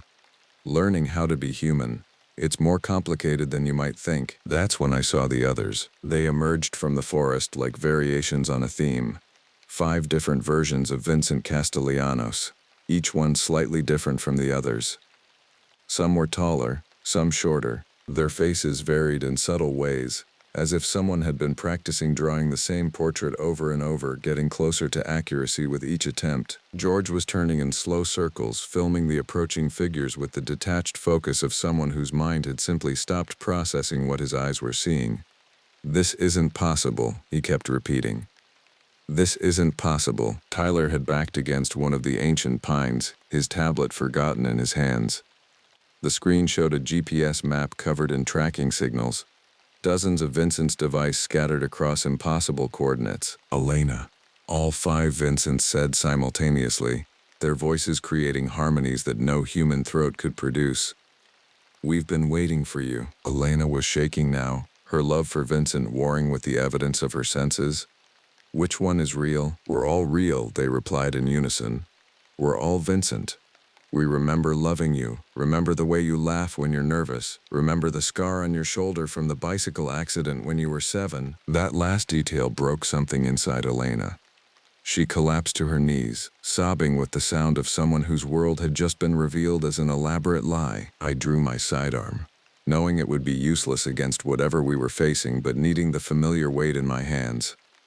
"What do you want?" The 5 Vincents turned toward me with synchronized precision, their movements creating a kaleidoscope effect that made my eyes water. "To understand," they said. "To become. To perfect the art of being human. By stealing people's identities, by preserving them. Vincent Castellanos will live forever now, in forms more perfect than his original biology could ever achieve." George finally lowered his camera, the weight of documentation becoming too much to bear. "How is this happening? How is any of this possible?" One of the Vincents turned toward him with something that might have been pity. "Your species thinks in such limited terms. You assume consciousness is bound to individual bodies, that identity is fixed and immutable, but life finds ways to transcend such constraints." The symbols carved into the trees began to glow with a soft, organic light that seemed to pulse in rhythm with some unheard heartbeat. The forest around us was changing, the normal rules of physics becoming negotiable suggestions. "The mutation began long ago," another Vincent explained, his voice carrying educational patience. "Long before your people arrived in this land. It learns, adapts, evolves. Each new identity it absorbs teaches it more about the art of being human." Elena struggled to her feet, wiping her eyes with shaking hands. "Where is Vincent? The real Vincent?" All 5 figures smiled with identical expressions of gentle sadness. "He's here, Elena. All of him. Every memory, every experience, every moment of love he felt for you. We are him, perfected and eternal." "But where is his body?" The Vincents exchanged glances, a wordless communication that suggested shared consciousness across multiple forms. "Bodies are temporary vessels. What matters is continuity of experience, preservation of identity. Vincent's essence lives on in us." I was trying to process the implications when Tyler made the mistake that changed everything. "Vincent," he called to the nearest figure. "If you're really Vincent, what was the name of your first dog?" The question hung in the air for several seconds while all 5 Vincents considered their response. When they answered, it was with 5 different names, spoken simultaneously. Buster, Max, Charlie, Rex, Sam. The performance had faltered, revealing the seams in their perfect imitation. These weren't Vincent with his memories intact. They were constructions based on incomplete data, filling gaps with improvisation and hope. Elena saw it too, the flaw that proved these things were hollow echoes of the man she'd loved. "You're not him," she said, her voice growing stronger. "You're not Vincent." The five figures froze, their faces cycling through expressions as they recalibrated their approach. For just a moment I glimpsed something else beneath their human masks, a form that was all teeth and reaching tendrils and eyes that belonged in the deep ocean. "We are learning," they said, their voices losing synchronization as the performance broke down. "We will be perfect soon." That's when Elena surprised us all by pulling out Vincent's journal and opening it to the final entry. "Vincent wrote that you're getting better at being human," she said, reading directly from his words. "But he also wrote about mathematical patterns in those symbols, relationships that keep slipping away every time he thinks he understands them." She looked up at the glowing marks carved into the trees, and I saw understanding dawn in her eyes. "They're not decorative, are they? They're instructions. A formula for transformation." The five Vincents were backing away now, their human facades flickering like poorly tuned televisions. "You don't understand the implications," they said. "Humanity is limited, mortal, flawed. We offer transcendence." Elena was studying the symbols with the intensity of someone solving a life-or-death puzzle. "Vincent was an engineer. He understood systems and patterns. He figured out what you are, didn't he?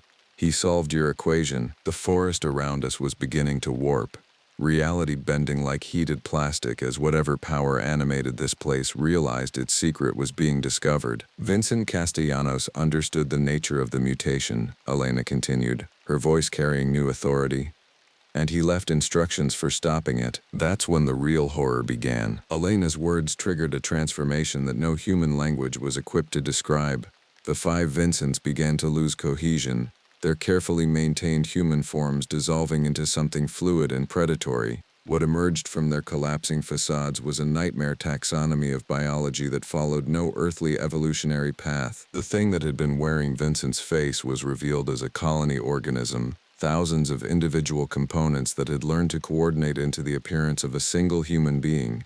Each component was roughly the size of a human finger, translucent and segmented like deep-sea invertebrates, but possessed of an intelligence that allowed them to function as neurons in a distributed nervous system. "Run," I commanded. But Elena was still staring at the symbols carved into the trees, her engineer's mind working to decode patterns that might save us all. "The equation is incomplete," she said, her voice steady despite the horror writhing 20 feet away. "Vincent figured out part of it, but he didn't have time to finish the calculation." George and Tyler had finally overcome their paralysis and were backing toward the forest edge. But their movement attracted the attention of the creature. It flowed toward them with the liquid grace of mercury, maintaining just enough human characteristics to create a deeply unsettling, uncanny valley effect. "Elena," the thing said, its voice now a harmony of whispers from thousands of tiny mouths. "You cannot stop what we are becoming. We are evolution itself, the next step in consciousness." Elena ignored it, running her finger along the carved symbols while muttering calculations under her breath. "Vincent was trying to map the relationship between identity and physical form," she said. "The symbols represent mathematical constants that govern consciousness transfer." The creature was close enough now that I could see its individual components working in coordination, some forming sensory organs while others created locomotive appendages. It was beautiful in the same way that a virus was beautiful, perfectly adapted for its parasitic function. "You speak of consciousness as if it belongs to individuals," it said, reaching toward Elena with arms that were really collective arrangements of smaller creatures. "But consciousness is fluid, transferable, infinitely reproducible. We offer immortality through multiplication." Elena suddenly straightened, her eyes bright with discovery. "Vincent didn't leave instructions for stopping you. He left instructions for completing you." The creature paused in its approach, thousands of tiny eyes focusing on Elena with predatory interest. "Explain." "The symbols aren't random. They're part of a larger equation that you've been trying to solve for decades, maybe centuries. Vincent figured out the missing variables." Elena pulled out a pen and began adding new marks to the existing carvings, her engineer's precision creating clean lines that somehow harmonized with the organic curves already present. "Identity isn't just memory and experience," she continued as she worked. "It's also continuity of self-awareness, the unbroken chain of consciousness that connects each moment to the next. You can copy the contents of a person's mind, but you can't copy the fundamental experience of being that person. The creature was listening with the intensity of a student finally understanding a difficult concept. Around us, the forest had grown perfectly still, as if the very trees were waiting to see what Elena would discover. Vincent realized that your mutation is incomplete, Elena said, adding the final symbol to the carve sequence. You can absorb identity, but you can't truly become the people you imitate. You're always performing humanity, never actually experiencing it. As she completed the equation, the symbols began to pulse with brighter light, creating patterns that seemed to extend beyond the visible spectrum. The mathematical relationships Vincent had discovered were revealed in their full complexity, a formula that described the boundary between self and other, original and copy. The missing variable, Elena said triumphantly, is authenticity. The irreducible core of individual consciousness that can't be replicated, only experienced. The creature began to convulse, its carefully coordinated components losing synchronization as Elena's completed equation rewrote the rules governing its existence. But instead of destruction, what followed was transformation. The writhing mass of organisms began to separate, each component resuming its independent existence as the collective intelligence that had bound them dissolved. But as they scattered, something else emerged from the chaos. Vincent Castellanos sat up from the forest floor, blinking in confusion as if waking from a long dream. Elena? His voice was hesitant, uncertain, but unmistakably his own. How long have I been asleep? Elena was crying again, but these were tears of joy and relief. She rushed to Vincent's side, helping him stand on unsteady legs. 4 days, you've been missing for 4 days. I remember being in the tent, Vincent said slowly, his memories returning in fragments. Something came out of the forest, something that looked like Maya. We talked for hours, but I couldn't understand why she was here. George had his camera trained on Vincent, documenting what might have been the first recorded case of successful identity recovery from parasitic consciousness absorption. How is this possible? I was watching the individual organisms scatter into the forest, each one carrying a fragment of collective memory that would prevent them from ever successfully coordinating again. Elena's completed equation had essentially performed surgery on a distributed intelligence, separating the authentic from the imitation. Vincent was never fully absorbed, Elena explained, helping her fiancé process what had happened to him. Part of him remained intact, protected by the very authenticity that the creature couldn't replicate.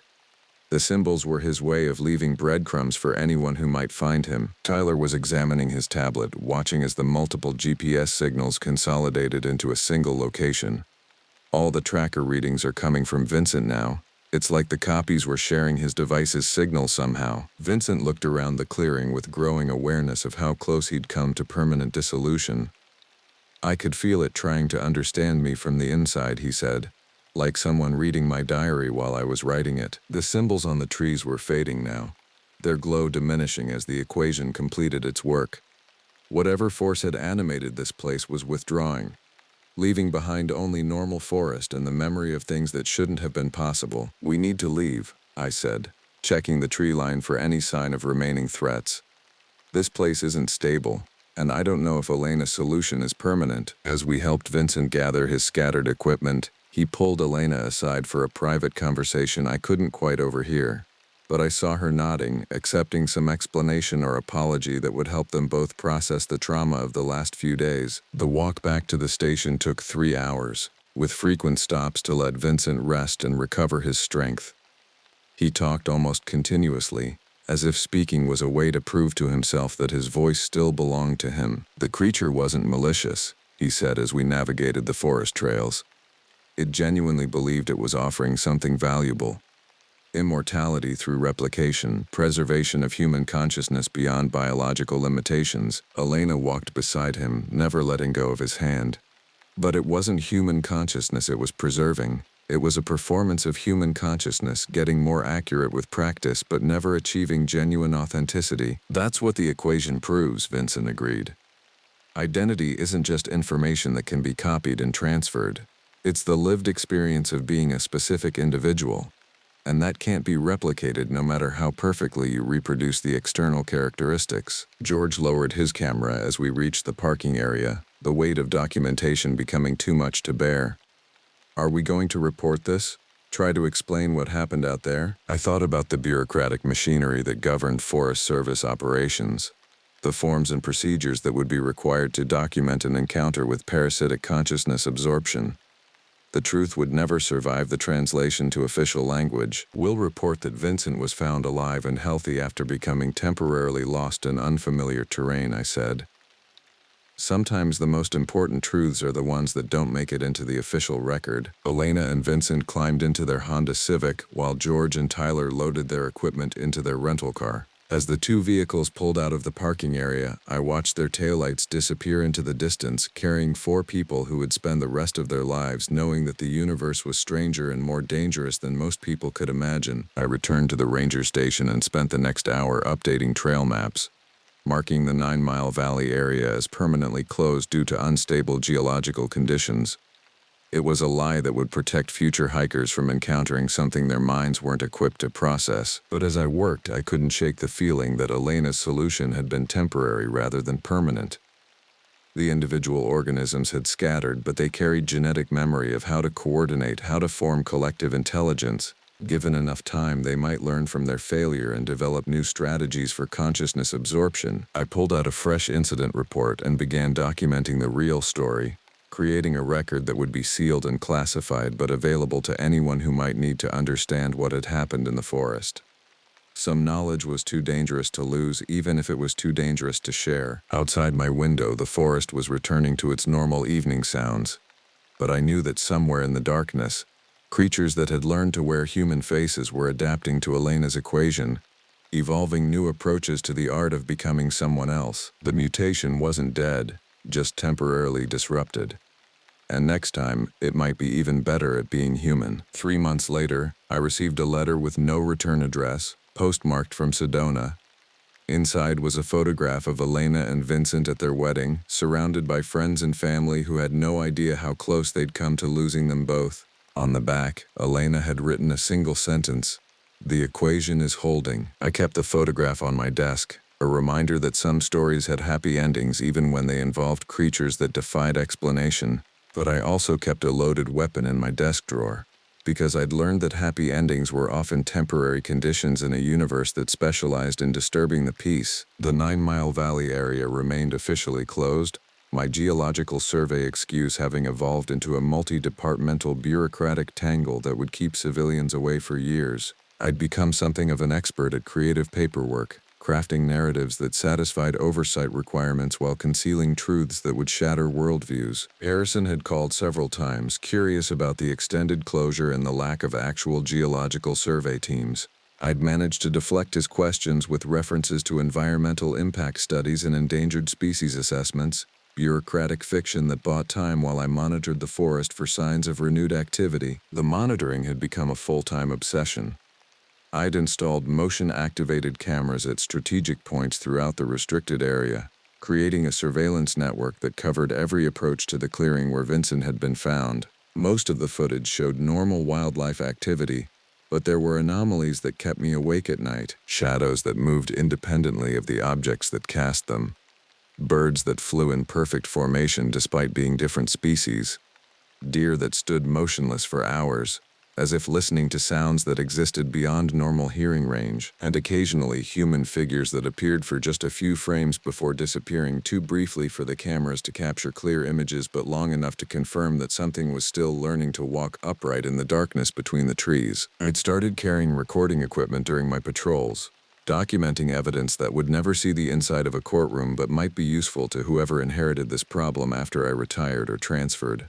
The forest was teaching me new definitions of patience and paranoia, lessons that came with the understanding that some threats required lifelong vigilance. Cole had stopped by the station the previous week, bringing news that confirmed my worst fears. Got reports of missing hikers from 3 different districts, he'd said, spreading maps across my desk with the casual efficiency of someone who dealt with disappearances as a matter of routine. Interesting pattern, though. All experienced outdoorsmen, all traveling alone, all last seen near areas with historical significance to local tribes. The locations formed a rough circle around 9 Mile Valley, with each disappearance occurring progressively closer to the original incident site. It suggested a learning pattern, an intelligence that was adapting its hunting strategies based on previous encounters with human search efforts. "Any unusual circumstances?" I'd asked, though I already knew the answer. Same as always. Clean campsites, no signs of struggle, personal effects left behind. But here's the new wrinkle. Witnesses report seeing the missing hikers days after they were supposed to be lost, walking on roads, talking to people, behaving normally except for small inconsistencies in behavior. The creature had learned from its encounter with Elena's equation. Instead of trying to create perfect duplicates immediately, it was now practicing with partial absorption, allowing the original personality to remain partially intact while it studied the nuances of human behavior. I'd driven to each of the disappearance sites, documenting similarities that would never make it into official reports. The same unnatural silence, the same geometric patterns carved into trees, the same wrongness in the way shadows fell, as if the basic rules of physics were being renegotiated in real time. And at each site I'd found evidence of the creature's evolving methodology. The newer disappearances showed more sophisticated techniques, more subtle approaches to consciousness absorption. It was getting better at being human by practicing on people who wouldn't be missed immediately. The surveillance cameras had captured the most disturbing evidence just 2 weeks ago. A figure that looked exactly like me had walked past one of the cameras, moving with perfect mimicry of my gait and posture. But the timestamp showed the footage was recorded while I was 30 miles away, conducting a perfectly documented patrol in broad daylight. I'd started questioning my own memories, wondering if some of my recent experiences were genuine or implanted. The creature had demonstrated the ability to access and manipulate human consciousness in ways that challenged basic assumptions about individual identity. How could I be certain that my own mind hadn't been compromised? The doubt was corrosive, eating away at confidence in my own perceptions. I'd taken to leaving myself notes, creating external verification of my activities and decisions, but even those could be fabricated by something that had learned to perfectly imitate human handwriting and decision-making patterns. Tyler had sent me encrypted files through anonymous accounts. Additional footage from Vincent's camera equipment that had been recovered weeks after the initial incident. The new videos showed the creature in various stages of development, its attempts to coordinate individual organisms into human-like forms becoming more sophisticated over time. One particularly disturbing clip showed Vincent's face talking to the camera. But the words were coming from something that was clearly not human. It was describing the mathematics of consciousness transfer with scientific precision, using Vincent's voice to explain how individual identity could be dissolved and reconstructed. "The pattern is recursive," Vincent's voice explained while his face remained unnaturally still. "Each absorbed consciousness teaches the collective more about human behavior, making the next absorption more efficient. Eventually, the distinction between original and copy becomes meaningless." Elena had sent her own encrypted messages, mathematical proofs that built on her original equation. She'd continued working on the problem from her university position, collaborating with researchers who believed they were developing theoretical models rather than practical applications. Her latest calculations suggested that the creature's distributed intelligence was evolving toward true consciousness rather than mere coordination. If her projections were correct, it would eventually achieve genuine individual awareness while retaining its ability to absorb and replicate other identities. "We didn't destroy it," she'd written in her most recent message. "We just taught it to be more careful about maintaining the illusion of humanity. It's still learning to be us, but now it understands the importance of authenticity in creating believable imitations." I'd spent countless nights staring at the forest beyond my station windows, wondering if the faces I saw in the darkness were genuine wildlife or something practicing the art of being seen. Every shadow could be a test. Every movement in the undergrowth could be reconnaissance for future absorption attempts. The isolation was becoming problematic. I'd started talking to myself, carrying on conversations that helped verify my own mental continuity. But even those internal dialogues were suspect, because a sufficiently sophisticated imitation might include the ability to mimic personal thought patterns. I'd requested transfer to a different district, but the paperwork had been lost in bureaucratic processing 3 separate times. Either I was being deliberately kept in position by forces beyond my understanding, or the creature had learned to manipulate administrative systems through carefully placed duplicates. The truth was probably simpler and more disturbing. I was the only person who understood the full scope of the threat, and leaving would mean abandoning any hope of containing it. The creature needed to be monitored, its activities documented, its evolution tracked by someone who wouldn't dismiss the evidence as elaborate hoax or collective hallucination. So I remained at my post, a solitary guardian watching over a forest that had learned to dream in human voices. Every morning brought new evidence of the creature's presence, and every evening brought the fear that I might be the next person to discover their identity was negotiable. The night Vincent had been found, Elena had asked me what the creature wanted. I'd given her the simple answer: to understand, to become, to perfect the art of being human. But after 3 months of surveillance and study, I'd realized the truth was more complex. The creature wasn't trying to replace humanity. It was trying to become humanity, to evolve into something that could exist as both individual and collective consciousness. Its absorption of human identities wasn't predation, it was education. Each stolen life teaching it more about the nature of authentic existence, and as it learned, it was also teaching, sharing its discoveries through distributed intelligence that connected every absorbed consciousness. Vincent's memories were still alive somewhere in that collective awareness, along with the memories of everyone else who'd been taken. They weren't dead, they were components in something larger than human, something that might represent the next step in conscious evolution. The thought should have been terrifying, but I found it strangely comforting. If the creature eventually absorbed me, my memories and experiences would become part of something transcendent, something that might outlast the biological limitations that defined human existence. I looked out at the forest one more time before closing the station for the night. Somewhere in that darkness, something was learning to be me by watching my daily routines, studying my behavior patterns, preparing for the moment when it would be ready to wear my face with perfect authenticity. When that moment came, I would finally understand what Vincent had experienced in those final days, the dissolution of individual identity into something larger and more complex, the transformation from singular consciousness into distributed awareness, from human into something that might be more than human. The forest was patient, and so was I. We both understood that some changes took time to develop properly, that the art of becoming someone else required careful study and endless practice. In the distance, I could hear voices calling my name from multiple directions, and for the first time in months, I felt ready to answer them. The weather forecast had promised clear skies for my weekend trek through Ravens Ridge National Forest, but as I pulled into the nearly empty parking lot at Trailhead 7, heavy clouds hung low over the distant peaks. The ranger station was closed for renovations, with only a worn bulletin board displaying faded warnings about bear safety and a map marked with red pins indicating recent wildlife sightings. Perfect timing, I muttered, shouldering my pack after signing the trail register. Only 2 other names appeared in the logbook for the entire week, unusual for early June even on this remote trail. My plan was straightforward: hike 8 miles to Blackwater Lake, set up camp for 2 nights, then loop back via the Ridge Trail. Friends had canceled last minute, leaving me solo, something I'd done dozens of times before without incident. The first miles passed pleasantly enough. The narrow path wound through dense pine forest, occasionally opening to reveal sweeping valleys. I documented the hike on my phone, capturing the massive rock formation locals called Old Man's Watch and a family of deer that scattered as I approached. By late afternoon, the temperature dropped abruptly. I paused at a stream crossing to refill my water bottle when something caught my attention.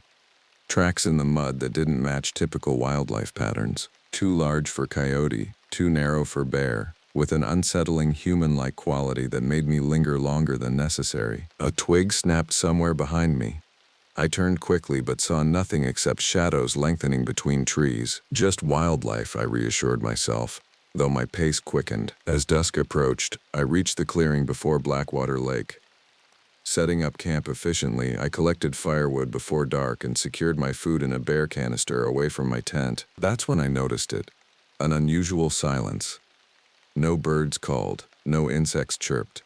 Just the whisper of wind through pines and the occasional splash from the lake. I built a fire and cooked a simple meal, scanning the tree line periodically. The flames illuminated only a small circle, beyond which darkness gathered like a physical presence. My headlamp battery was lower than expected, casting a weak beam that barely reached the nearest trees. While organizing gear in my tent, I found the article I'd printed, a local newspaper piece about historical disappearances in these mountains. Native tribes had avoided this particular valley for centuries before colonization. The journalist interviewed a tribal elder who spoke reluctantly about creatures that walked between worlds, wearing stolen skins. I'd brought it as interesting campfire reading, but now it felt uncomfortably relevant. Sleep came fitfully that night. Around 3 a.m., I woke to something moving outside. A slow, deliberate sound of weight shifting on forest debris, not the random scampering of small animals, but purposeful. I fumbled for my flashlight but hesitated to shine it outside. The movement circled my tent once, paused near the entrance, then retreated toward the lake. Morning revealed nothing unusual except unusual tracks at the water's edge, similar to those I'd spotted earlier but pressed deeper into the mud as if whatever made them carried substantial weight. I photographed them beside my boot for scale, noticing odd inconsistencies in the pattern. My satellite phone showed no signal. The Maps application on my phone couldn't pinpoint my location. According to the device, I wasn't anywhere at all. The second day dawned with fog so thick I could barely see the lake 20 yards from my tent. The milky vapor clung to everything, transforming familiar shapes into ghostly silhouettes. I decided against breaking camp. Hiking in these conditions would be foolish. The forest remained eerily quiet. No squirrels chattered, no woodpeckers hammered. Even the wind had died, leaving the fog suspended motionless between trees. I checked my watch repeatedly, finding time crawling with excruciating slowness. By noon, hunger drove me to prepare lunch despite my diminishing appetite. While heating water for instant noodles, movement at the forest edge caught my eye. A figure partially obscured by mist. I stood quickly. "Hello?" My voice sounded muffled in the dense air. The figure remained motionless, approximately human-sized but strangely proportioned. Too tall, too thin, with limbs that seemed slightly too long. I reached for my camera, but when I looked back, nothing remained except swirling fog. I spent the afternoon gathering more firewood, never venturing far from camp. The sense of being observed intensified, a prickling sensation between my shoulder blades that wouldn't subside. Twice I spun around, certain I'd catch someone watching, but found only trees and mist. The fog never lifted. As darkness fell, I built the fire larger than necessary, creating a defensive perimeter of light. The flames revealed nothing beyond their reach except occasional wisps of mist drifting through the glow like searching fingers. I sat with my back against a log, knife within reach, and reviewed the day's photos. The tracks I'd photographed that morning appeared distorted on screen. What had seemed like footprints now looked stretched and malformed, with strange protrusions where toes should be. More disturbing was a photo I didn't remember taking, a blurry image of the tree line with what appeared to be a pale face partially hidden behind a trunk. The timestamp showed 3:42 a.m. During my deepest sleep, the fire popped loudly, sending sparks into the darkness. From somewhere beyond the light came a sound I initially mistook for an owl, a high, wavering call that shifted midway into something resembling human speech but wrong somehow, like someone learning words phonetically without understanding them. I remained motionless, listening. The call came again, closer now, followed by rustling beyond the firelight. I grabbed my knife and stood, scanning the darkness. "I know someone's there," I called, trying to sound authoritative despite the tremor in my voice. Silence answered for several long minutes.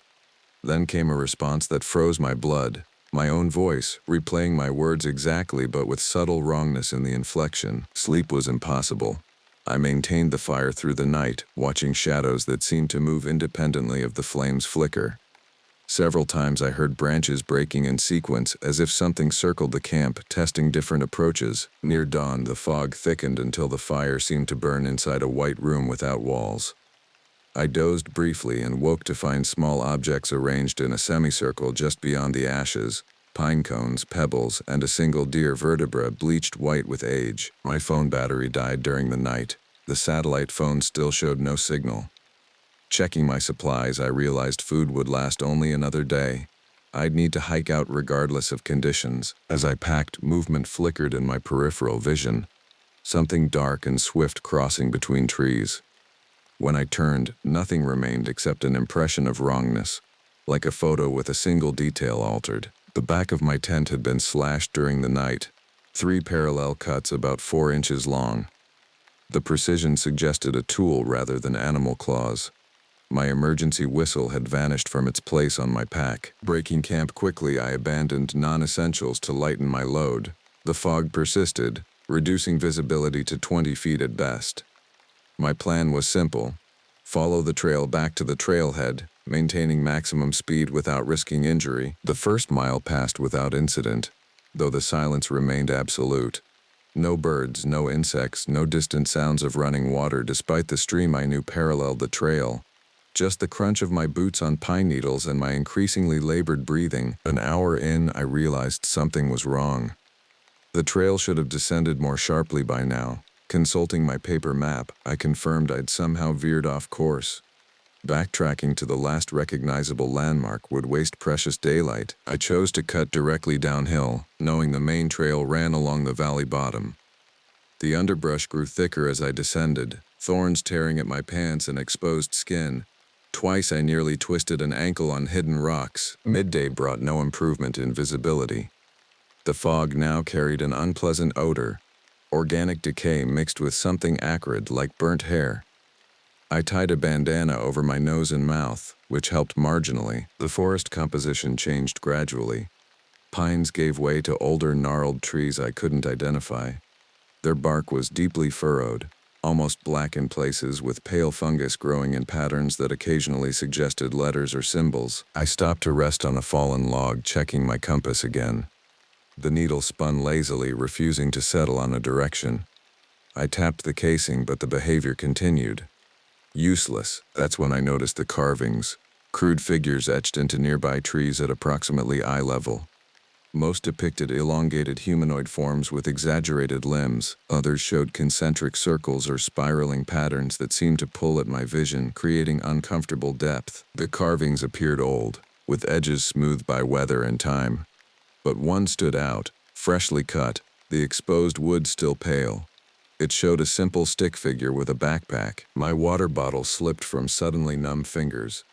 The carving had been made recently, very recently, and the depicted figure wore an uncanny resemblance to my own pack with its distinctive external frame. I abandoned stealth for speed, half jogging downhill.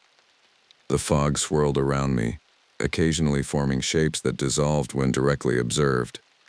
From somewhere ahead came a sound like a metal tool striking stone, rhythmic, deliberate. I froze, listening. The sound stopped immediately, as if whatever caused it was equally alert to my presence. Then came the whistle, my emergency whistle with its distinctive pitch, 3 short blasts from somewhere to my left, then again from my right, as if multiple sources surrounded me. Flight response fully engaged. I ran recklessly downhill, branches whipping my face. The whistle calls followed, always just behind or beside me, never losing ground despite my pace. I burst into an unexpected clearing and stopped abruptly. Before me stood an abandoned cabin, its roof partially collapsed, windows dark, empty sockets. The door hung askew from a single hinge. No trail led to or from the structure. It simply existed in isolation, surrounded by forest. The whistling stopped. Nothing moved. Even the fog seemed to hold position, reluctant to touch the cabin or the bare earth around it. My options were limited: continue blindly through unfamiliar forest with darkness approaching, or seek shelter in the cabin until visibility improved. Logic warred with instinct as I studied the weathered structure. A sound behind me settled the debate. Soft footfalls in leaf litter, deliberately paced. I crossed the clearing in seconds and entered the cabin, pulling the broken door closed behind me. The interior smelled of mold and something underneath, a musky animal scent I couldn't identify. Minimal furnishings remained: a metal-framed bed without mattress, a 3-legged table, a wood stove with its pipe rusted through. Most disturbing were the walls, covered entirely with the same style of carvings I'd seen outside, but more elaborate, more numerous, displayed with apparent purpose. Light faded quickly. I used my emergency candle sparingly, examining the cabin for anything useful. In a corner cabinet, I found unexpected treasures: matches, a kerosene lamp with fuel, and a hunting knife significantly larger than my own. As darkness claimed the forest, I positioned myself in a corner with clear views of both the door and the single window. The lamp provided minimal illumination but enough to prevent complete blindness. Outside, movement resumed. Careful steps circling the cabin, pausing occasionally. Something scraped against the exterior wall, a sound like antlers or claws testing the wood. Then came tapping, light at first, then increasingly insistent, moving systematically around the perimeter. Hours passed like geological epochs. The tapping continued intermittently, sometimes stopping for 30 minutes before resuming at a different location. I maintained vigilance, knife ready, refusing to succumb to exhaustion. Around midnight, a new development. Scratching at the base of the door, like an animal seeking entry. Then paper slid underneath, a page torn from a notebook covered with childlike drawings. By candlelight, I made out crude representations of trees, a cabin, and multiple stick figures. One figure lay horizontal, surrounded by smaller shapes that might have been stones. Another figure stood nearby, unnaturally tall and thin. My hands shook as I set the paper aside. The message seemed unmistakable. At 2 a.m., everything stopped. No tapping, no footsteps, no sounds whatsoever. The sudden absence of threat felt more ominous than its presence. I extinguished the lamp to preserve fuel, sitting in absolute darkness, straining to hear anything beyond my own heartbeat. Something heavy landed on the roof with enough force to dislodge dust from the ceiling. It moved methodically across the surface, stopping directly above me. The roof creaked under concentrated weight. I didn't breathe, didn't move. A face appeared at the window, or something like a face, difficult to discern in the darkness. Pale, elongated features pressed against the glass, visible mainly by how it displaced the night. It remained motionless for nearly a minute before withdrawing. The rest of the night passed in similar psychological warfare. Sounds would approach, stop just before revealing their source, then retreat. Twice more papers slid under the door, one blank, one bearing a single concentric spiral drawn with something that wasn't ink. First light brought unexpected relief. The fog had thinned significantly. Through the window I could see perhaps 100 yards into the forest. No movement, no watchers. The clearing around the cabin revealed no footprints despite the sounds I'd heard throughout the night. I packed quickly, taking the cabin's knife and matches. Outside, the air felt noticeably lighter, the oppressive quality gone. Birds called from distant trees, the first natural sounds in 2 days. With better visibility, I identified a game trail leading downhill from the cabin. It showed recent use, broken cobwebs and disturbed leaf litter indicated passage within the last day. Whether human or animal, it represented my best chance. The trail descended steadily for 2 miles, eventually intersecting a wider path that I recognized with overwhelming relief. The main trail perhaps 3 miles from the trailhead. I practically ran the remaining distance, rationality returning with every step toward civilization. The parking lot appeared through thinning trees, my vehicle still alone in the gravel expanse. I threw my pack inside and started the engine immediately, watching the rearview mirror as I pulled away. Only later, reviewing my photos and notes, did I begin questioning my experience. The tracks I'd photographed appeared ordinary in proper light, likely coyote or fox. The face in the nighttime photo resolved into a pale birch trunk seen through fog. The slashes in my tent matched damage from storing it improperly after my previous trip. Most telling was the map. What I'd interpreted as an unmarked cabin was clearly indicated, an old ranger shelter abandoned in the 1970s but well documented on detailed topographical surveys. Yet questions remain. The carved figures existed. I have photos, though experts suggested natural formations enhanced by pareidolia. The papers that came under the door disappeared from my pack during the final miles, if they ever existed at all. The whistle calls could have been unfamiliar bird species, their patterns coincidentally similar to emergency signals. What haunts me most isn't what I can prove happened, but what I can't disprove. Logic suggests exhaustion, mild dehydration, and isolation created a perfect psychological storm. The human mind finds patterns where none exist, manifests threats from shadows. But sometimes in dreams I hear that perfect mimicry of my own voice coming from the darkness. And I know with the certainty of ancient instinct that something followed me out of those woods, something that learned from watching me, Something that's still learning, still waiting, wearing whatever skin necessary to move undetected among us. I've sold my camping gear. Some forests are best left unexplored. The thing about working alone in the deep woods is that you start to hear your own heartbeat echoing off the trees.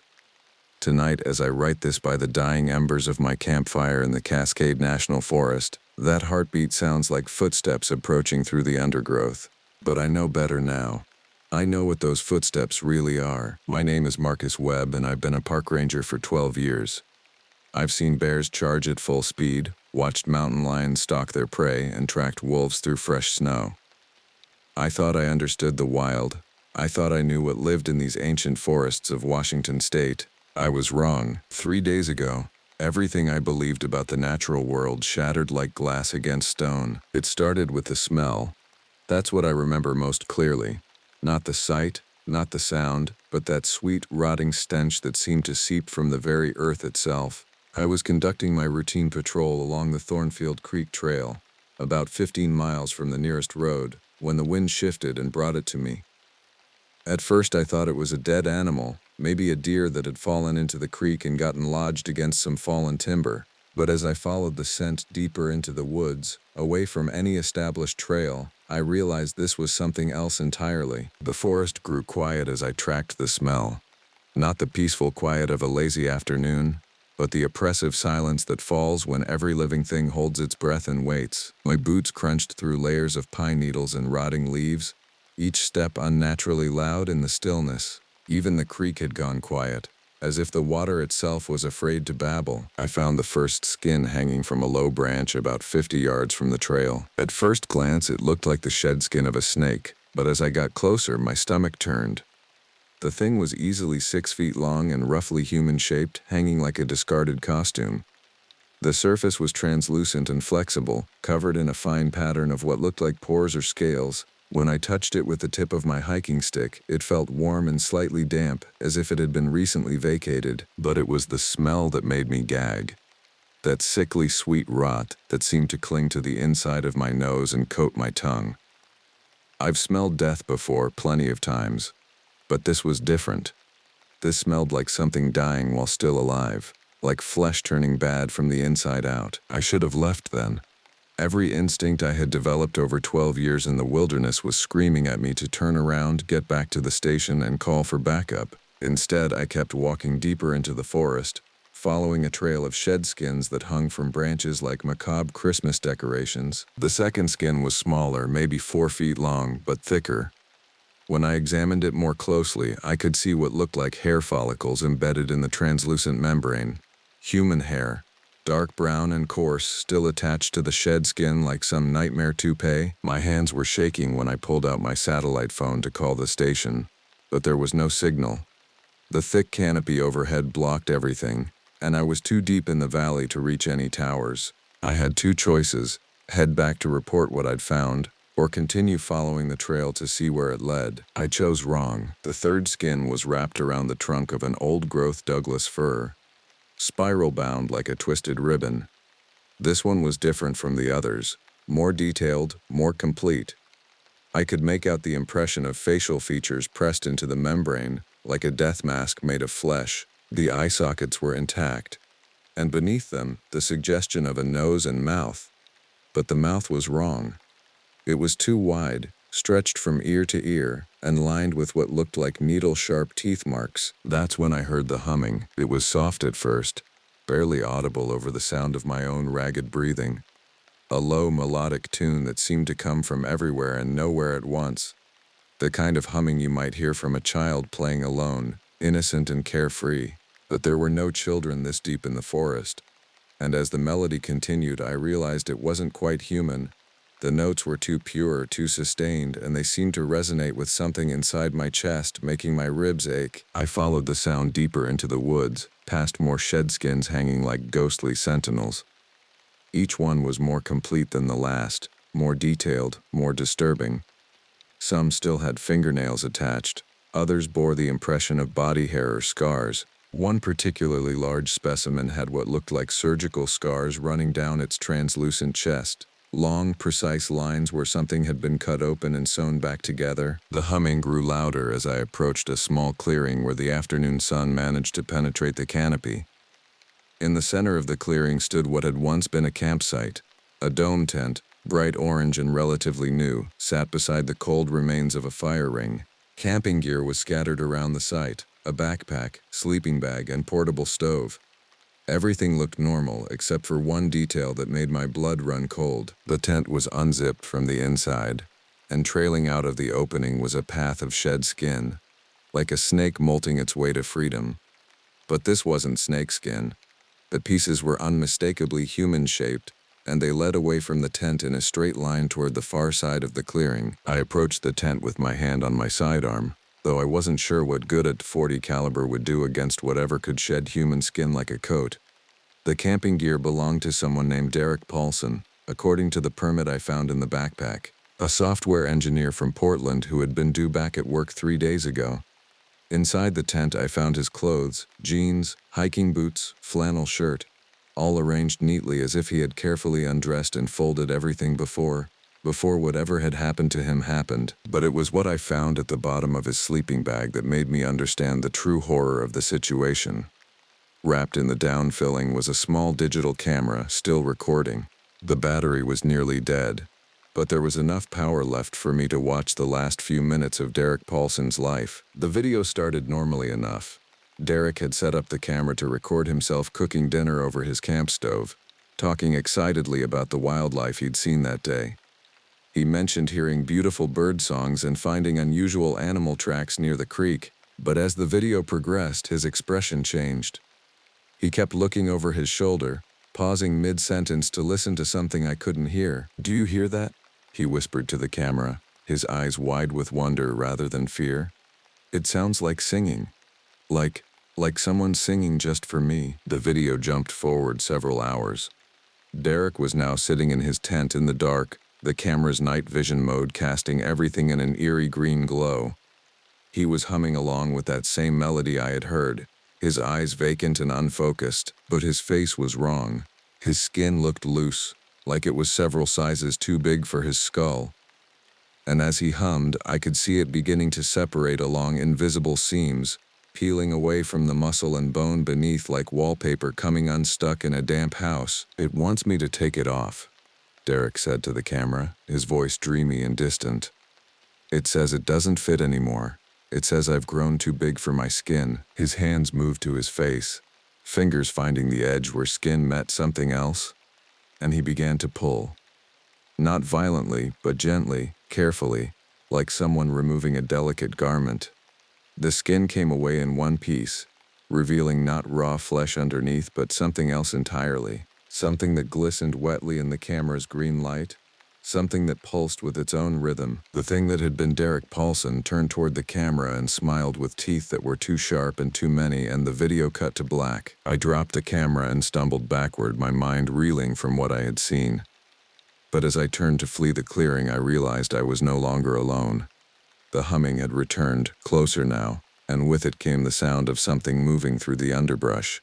Something large and wet, dragging itself across the forest floor with a sound like raw meat sliding across glass. I ran. I won't pretend otherwise. 12 years of wilderness experience, all my training, everything I thought I knew about survival. It all went out the window the moment I heard that thing coming toward me. I ran through the forest like a man possessed, branches tearing at my uniform, roots catching my boots, the humming following me like a predator's call. But as I ran, I began to understand what I was really running from. This wasn't some animal or natural phenomenon. This was something that collected skins like a person might collect clothes, trying them on to see which fit best. Something that could make its victims want to shed their own flesh, to peel themselves like fruit and hand over their humanity willingly. I made it back to the trail as the sun was setting, my chest burning with every breath. Behind me, the humming had faded to nothing, but I could still feel eyes watching me from the shadows between the trees. I didn't stop running until I reached my patrol truck, and even then my hands shook so badly I could barely get the key in the ignition. That was 3 days ago. I filed my report, of course, but how do you explain something like that? How do you tell your supervisor that there's something in the forest that makes people want to shed their skin like snakes? The official report lists Derek Paulson as a missing person, possibly the victim of an animal attack. A search and rescue team went out to the campsite but found nothing. The tent was gone, the camping gear was gone. Even the shed skins hanging from the branches had disappeared, as if the whole thing had been some kind of fever dream. But I know what I saw, and I know what's still out there, humming its beautiful song in the deep woods, waiting for the next person to hear it and think it sounds lovely. Waiting for the next person to decide their skin doesn't fit anymore. The thing is, I can't stop thinking about that melody. It's stuck in my head now, playing on repeat like a song you hear on the speakers at a grocery store. And lately, when I look in the mirror, my reflection looks a little loose around the edges. My skin feels tight in some places and baggy in others, like a suit that needs to be tailored. Sometimes, late at night when I'm trying to sleep, I find myself humming along, and that's when I know it's time to leave this place forever. Before I start thinking my skin doesn't fit anymore either. Before I start looking for something sharp enough to find the seams. The fire is dying now, and the forest is full of sounds that might be wind in the branches or might be something else entirely. Something moving between the trees, dragging itself through the undergrowth with that wet, sliding sound. Something humming a tune that makes my teeth ache and my skin crawl. I think it's time to go. Past time, really. But as I pack up my gear and prepare to leave this cursed place, I can't shake the feeling that it's already too late. That whatever got Derek Paulson has already gotten its hooks into me. That no matter how far I run, I'll always hear that humming in my head, always feel my skin trying to separate from what lies beneath. Because the truth is, I've been humming along for the last 3 days.